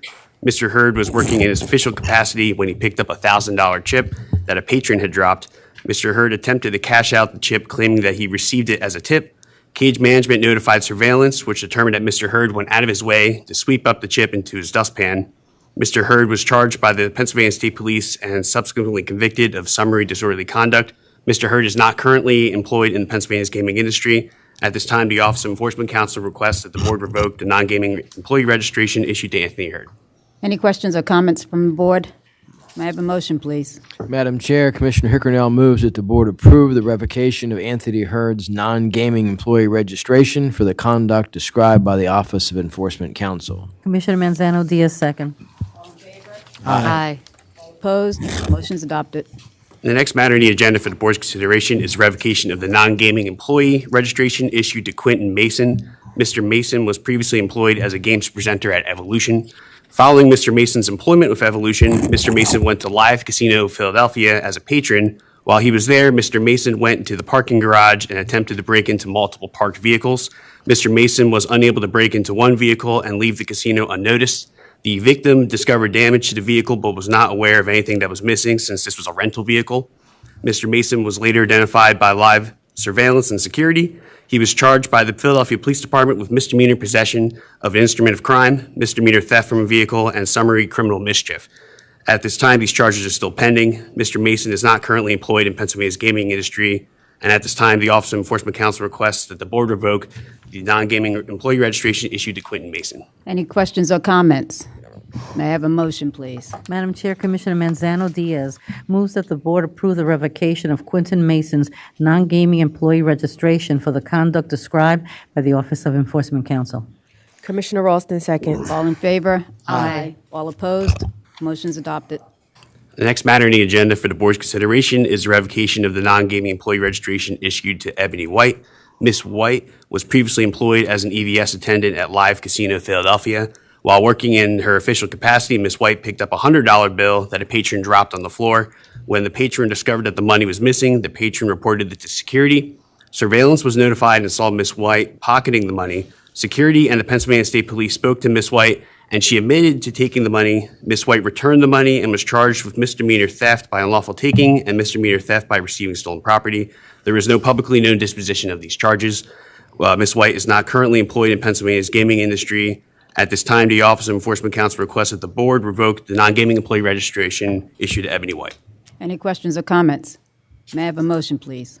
Commissioner Ralston moves that the board approve the revocation of Ebony White's non-gaming employee registration for the conduct described by the Office of Enforcement Counsel. Commissioner Regan seconds. All in favor? Aye. All opposed? Motion carries.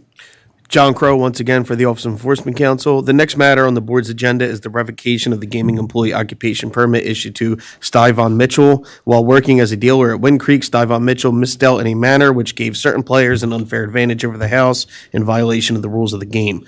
He incorrectly paid winnings, incorrectly failed to collect losses, overpaid for check exchanges, and allowed and encouraged patrons to pass post wagers. Styvon Mitchell was criminally charged with theft by deception, a misdemeanor 1 offense, and knowingly by trick or fraud, winning or reducing a loss, a misdemeanor 1 offense as a result of this incident. Mr. Mitchell was also terminated for his actions and is not currently employed in Pennsylvania's gaming industry. The Office of Enforcement Counsel now requests that the board revoke the gaming employee occupation permit issued to Styvon Mitchell.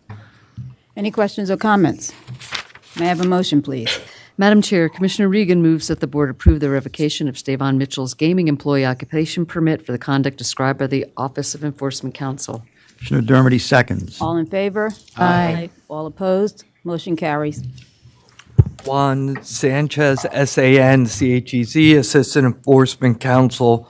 The next matter on the agenda for board's consideration is the revocation of the non-gaming employee registration issued to Waheem James.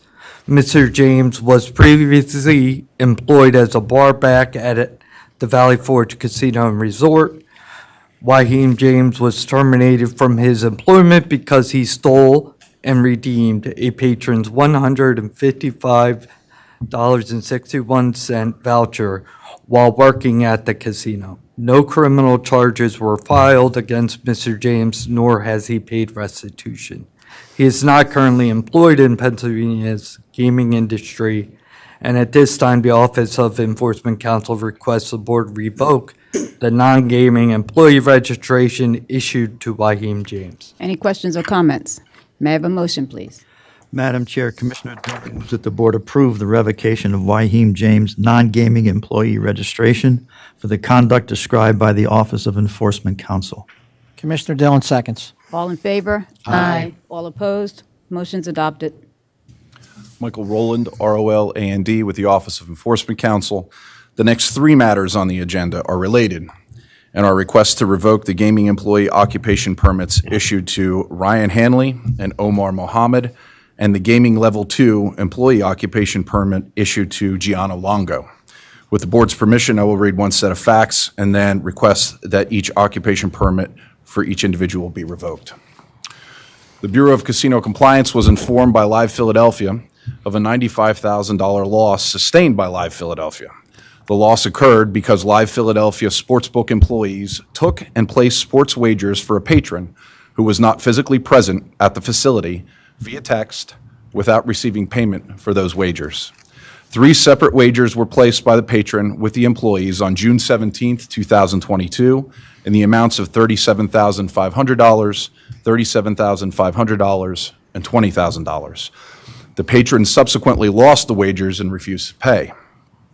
Additional investigation was conducted regarding the patron's betting history and interaction with Live Philadelphia sportsbook employees, and it was determined that from June 5th through June 17th of 2022, there were 15 instances of employees taking bets for the patron when he was not present at the facility. 3 employees were identified as assisting with the placement with those bets. Gianno Longo, sportsbook supervisor, communicated directly with the patron and was involved in all 15 incidents. Omar Mohammed, a sportsbook writer, assisted Mr. Longo in 7 of the incidents. Ryan Hanley, sportsbook writer, assisted in 7 of the incidents. Mr. Mohammed assisted in 5 of the instances. I apologize. Mr. Mohammed and Mr. Hanley were assisted by either entering the actual wager into the system, printing the wager ticket, storing the printed ticket, moving winnings and losses from the patron's account, paying the patron directly in person, or performing any combination of those items depending upon the day.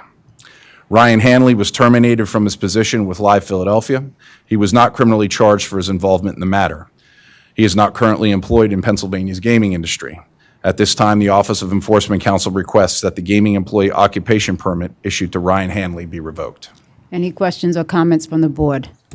Just briefly, Madam Chair, I'm just wondering, was there some kind of conspiracy that benefited these employees, or were they simply just trying to, I know it's not an excuse, but were they just trying to assist this person out of the goodness of their heart? When they were questioned about it, they asserted that it was good customer service. But we do have both written and security footage that they were also tipped for their services. So there may have been financial incentive, but. Thank you. And do we know what the institution at Live's doing to prevent this from happening again? That's actually in the process of being reviewed right now by the Enforcement Council. Okay. Any other questions or comments? May I have a motion, please? Madam Chair, Commissioner Dillon moves that the board approve the revocation of Ryan Hanley's gaming employee occupational permit for the conduct described by the Office of Enforcement Counsel. Commissioner Hickernell seconds. All in favor? Aye. All opposed? Motion carries. Gianno Longo was terminated from his position with Live Philadelphia. He was criminally charged by the Pennsylvania State Police with theft of services for these incidents. Mr. Longo was given the benefit of the summary diversion program, which he completed, and the matter is now closed. He is not currently employed in Pennsylvania's gaming industry. At this time, the Office of Enforcement Counsel requests that the Gaming Level 2 employee occupation permit issued to Gianno Longo be revoked. Any questions or comments?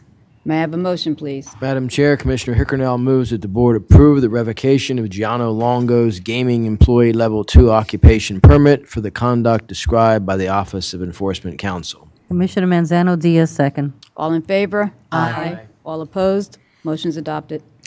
Omar Mohammed was terminated from his position with Live Philadelphia. He was not criminally charged for his involvement in the matter. He is not currently employed in Pennsylvania's gaming industry. At this time, the Office of Enforcement Counsel requests that the gaming employee occupation permit issued to Omar Mohammed be revoked. Any questions or comments from the board? Hearing none, may I have a motion, please? Madam Chair, Commissioner Manzano Diaz moves that the board approve the revocation of Omar Mohammed's game employee occupation permit for the conduct described by the Office of Enforcement Counsel. Commissioner Ralston seconds. All in favor? Aye. All opposed? Motion carries. The remaining matters on the agenda consist of enforcement actions in which the Office of Enforcement Counsel filed petitions seeking the involuntary exclusion of individuals whose presence in a licensed facility are inimical to the interests of the Commonwealth and are licensed gaming therein. In each instance, the petition for exclusion has been filed with the Board's Office of Hearings and Appeal and properly served upon the individual named in the petition. The individual named in each petition failed to respond within 30 days as required by Board regulation. As a result, the Office of Enforcement Counsel filed a request for default judgment in each instance and properly served the same upon each individual. Therefore, all facts in each petition are deemed admitted. All filed documents have been provided to the Board, and the matters are presently ripe for the Board's consideration. In each instance, if the Board orders the proposed exclusion, each individual's photo, personal identifiers, and a summary of their inimical conduct may be placed on the Board's public website. Once again, in each matter, we will provide a brief summary of the facts and make a request for the appropriate Board action. The next matter on the agenda is a request to place Rocco Gunta on the involuntary exclusion list. Mr. Gunta placed wagers with Live Philadelphia Sportsbook employees when he was not physically present at the facility. Mr. Gunta subsequently lost the wagers and refused to pay, resulting in a $95,000 loss to Live Philadelphia. Mr. Gunta was charged by the Pennsylvania State Police with theft of services. He was given the benefit of the summary diversion program, which he has completed, and the matter is now closed. Mr. Gunta has paid $400 of the $95,000 required restitution. He has been permanently evicted from the Live Philadelphia property. At this time, the Office of Enforcement Counsel requests that the Board place Rocco Gunta on the involuntary exclusion list. Any questions or comments from the board? Hearing none, may I have a motion, please? Commissioner Ralston moves that the board approve the addition of Rocco Gunta to the PGCB involuntary exclusion list for the conduct described by the Office of Enforcement Counsel. Commissioner Regan seconds. All in favor? Aye. All opposed? Motion's adopted. The next matter on the agenda for the Board's consideration is a request to place Tyrick Miranda on the Board's involuntary exclusion list. Park security discovered a male patron laying on the ground in the park's parking lot. He was bleeding from his nose and reported that he had been assaulted. A review of surveillance footage showed that the patron was followed as he left the casino by another patron, later identified as Tyrick Miranda. Mr. Miranda knocked the patron to the ground and was observed kicking the patron in the face and searching the patron. The patron was transported to the hospital for medical attention.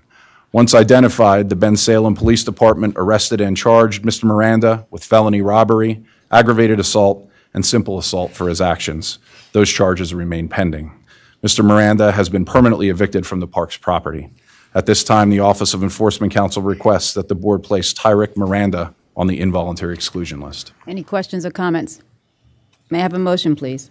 Madam Chair, Commissioner Regan moves that the board approve the addition of Tyrick Miranda to the PGCB involuntary gaming exclusion list for the conduct described by the Office of Enforcement Counsel. Commissioner Dermody seconds. All in favor? Aye. All opposed? Motion's adopted.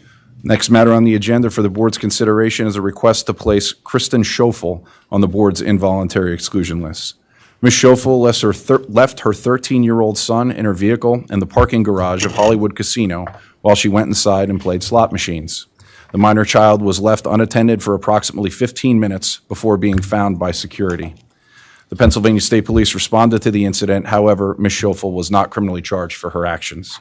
She was evicted from the Hollywood property for 1 year. At this time, the Office of Enforcement Counsel requests that the board place Kristen Schoeffel on the involuntary exclusion list. Any questions or comments? Hearing none, may I have a motion, please? Madam Chair, Commissioner Dermody moves that the board approve the addition of Kristen Schoeffel to the PGCB involuntary exclusion list for the conduct described by the Office of Enforcement Counsel. Commissioner Dillon seconds. All in favor? Aye. All opposed? Motion's adopted.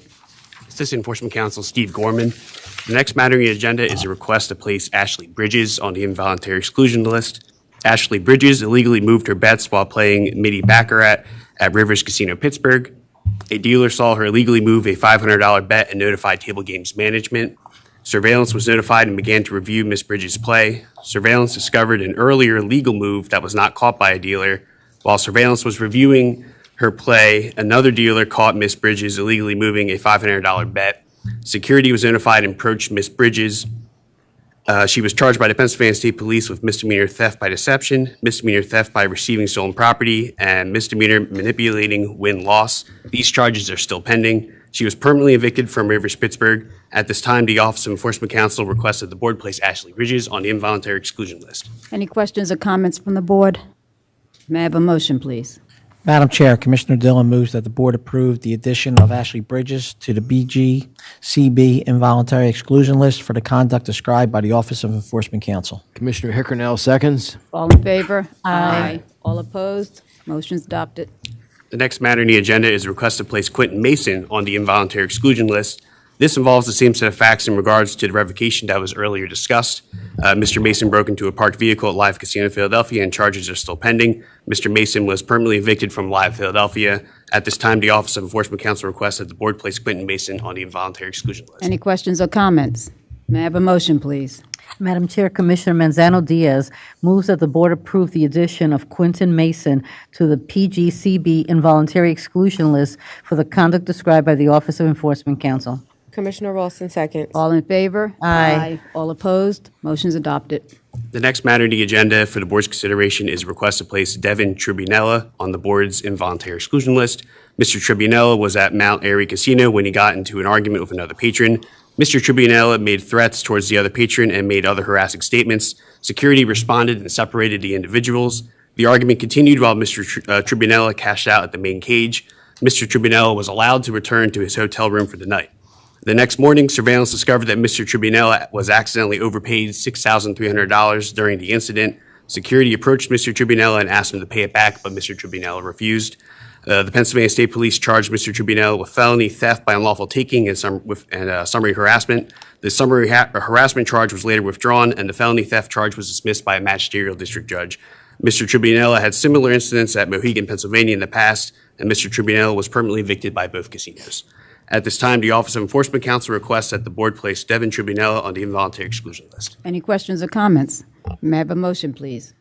Commissioner Ralston moves that the board approve the addition of Devin Tribunella to the PGCB involuntary exclusion list for the conduct described by the Office of Enforcement Counsel. Commissioner Regan seconds. All in favor? Aye. All opposed? Motion's adopted. Juan Sanchez, Assistant Enforcement Counsel. The next matter on the agenda for the board's consideration is a request to place Hubert Huiswood on the board's involuntary exclusion list.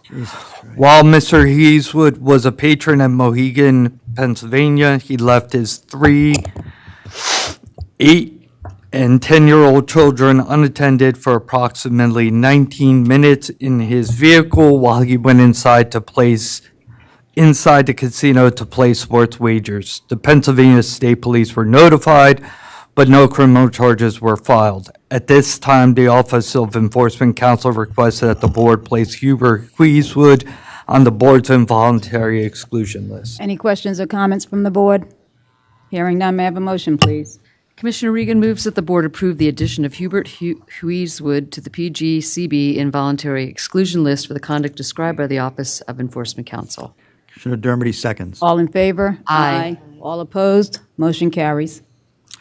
The next matter on the agenda for the board's consideration is a request to place Francisco Ochoa, a.k.a. Marco Delgado, on the board's involuntary exclusion list. While Mr. Ochoa was working as a third-party cleaning contractor at Live Philadelphia Casino when he stole Philadelphia Eagles jerseys from the casino. Mr. Ochoa was permanently evicted from the casino. The Pennsylvania State Police were notified and criminal charges were filed, to which Mr. Ochoa pled guilty. At this time, the Office of Enforcement Counsel requests the board place Francisco Ochoa, a.k.a. Marco Delgado, on the board's involuntary exclusion list. Any questions or comments? May I have a motion, please? Madam Chair, Commissioner Dury moves that the board approve the addition of Francisco Ochoa, also known as Marco Delgado, to the Pennsylvania Gaming Control Board's involuntary exclusion list for the conduct described by the Office of Enforcement Counsel. Commissioner Dillon seconds. All in favor? Aye. All opposed? Motion carries. John Crow for the Office of Enforcement Counsel. The next matter on the board's agenda is the placement of Styvon Mitchell on the board's involuntary exclusion list.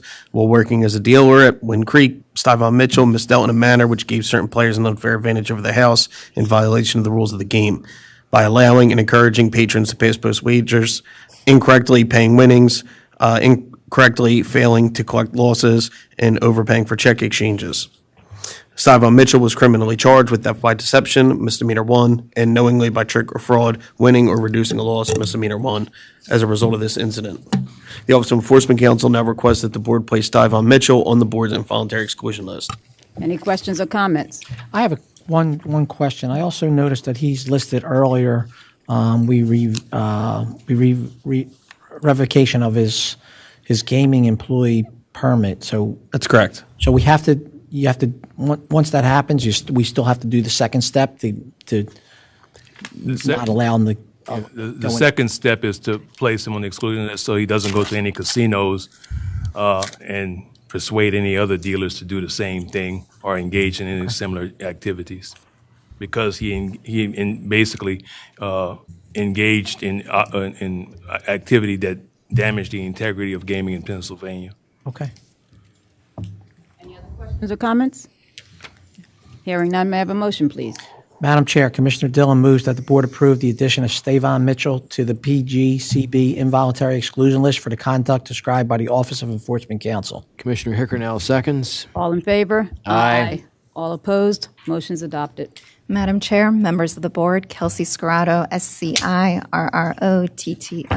Assistant Enforcement Counsel with the Office of Enforcement Counsel. The final matter on the agenda is a request to place Devaraja Chicos on the involuntary exclusion list.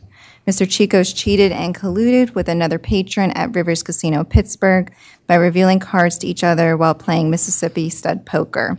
Mr. Chicos was evicted but not criminally charged. At this time, the Office of Enforcement Counsel requests that the board place Devaraja Chicos on the board's involuntary exclusion list. Any questions or comments?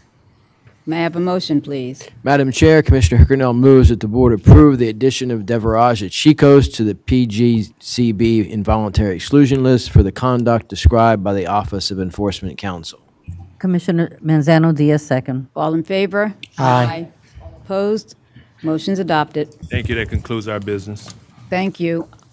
The last item on the agenda today is public comment. I understand no one has signed up to make a public comment, but if there's anyone in the room who would like to address the board, please come forward and you will have 3 minutes. I had initially not wanted to comment. I think you've heard enough without hearing from me. Eric Epstein, Rock the Capitol. I got to tell you that a day like today, I think, validates why we have public comment. I've been coming to these meetings for 2 years, and this is not Mount Airy's first time before you. And I got to tell you, as somebody, and I'm not a gaming expert, but to borrow a metaphor from my industry, this is a complete meltdown. I mean, you have systemic failure here for a number of years. I would note that just what I've observed here is that they've had a devolution of their ownership, which has been approved. I don't know if that's had an impact. I count 3, 4, maybe 5 consent agreements in the last year with this operator. I don't know if there was any competitive advantage. I don't think that was looked at. Again, in my industry, and this is not a criticism, we probably would have had increased site oversight. The penalty would have been much larger. It's a $20,000 penalty, and I appreciate what you said, Commissioner Dermody, that if they come back again, but I think in this industry, one of the biggest deterrent is letting them know is by a large fine. I mean, we had somebody that just manipulated gaming for 90 grand, and that was 4.5 times more than this casino got for the live Philly agreement, where they. 120. All right, The fine was $120,000. All right, right. So I guess what I'm saying is, and that's a lot of money. Yeah, I get that. I don't know, the thing that I wanted to bring out, that not looking at the past is an option. I thought you brought out a really good point. I don't know that there's a lessons learned here. I don't think by hiring Adrian or bringing in a new CEO is a remedy without examining the past. So as I'm a history professor, to me, the lesson to be learned is how they got there. It just seemed astonishing that I don't know how many years that went in, 2017 to 2022. That's a lot of things to miss. So they seem to be contrite. I've known Adrian for years. He's a good attorney. Again, I don't think that's solution in and of itself. But I guess what I'm saying to you is, how does that impact you if this happens again? I mean, and again, just as a layperson sitting in the audience, Mount Airy seems to have come here quite a few times with consent agreements and apologies. At what time is it enough? Again, not an expert in the industry, just an observation sitting in the audience. Thank you, Mr. Epstein. Yeah. Anybody else in the room who would like to address the board? If not, that concludes today's meeting. The next public meeting of the board will be held on Wednesday, May 24th, 2023 at 10 a.m. at this location. Thank you, everybody. May I have a motion to adjourn? Madam Commissioner, I would like to make a motion to adjourn. All in favor? Aye. Aye. All opposed? We are adjourned. Thank you very much.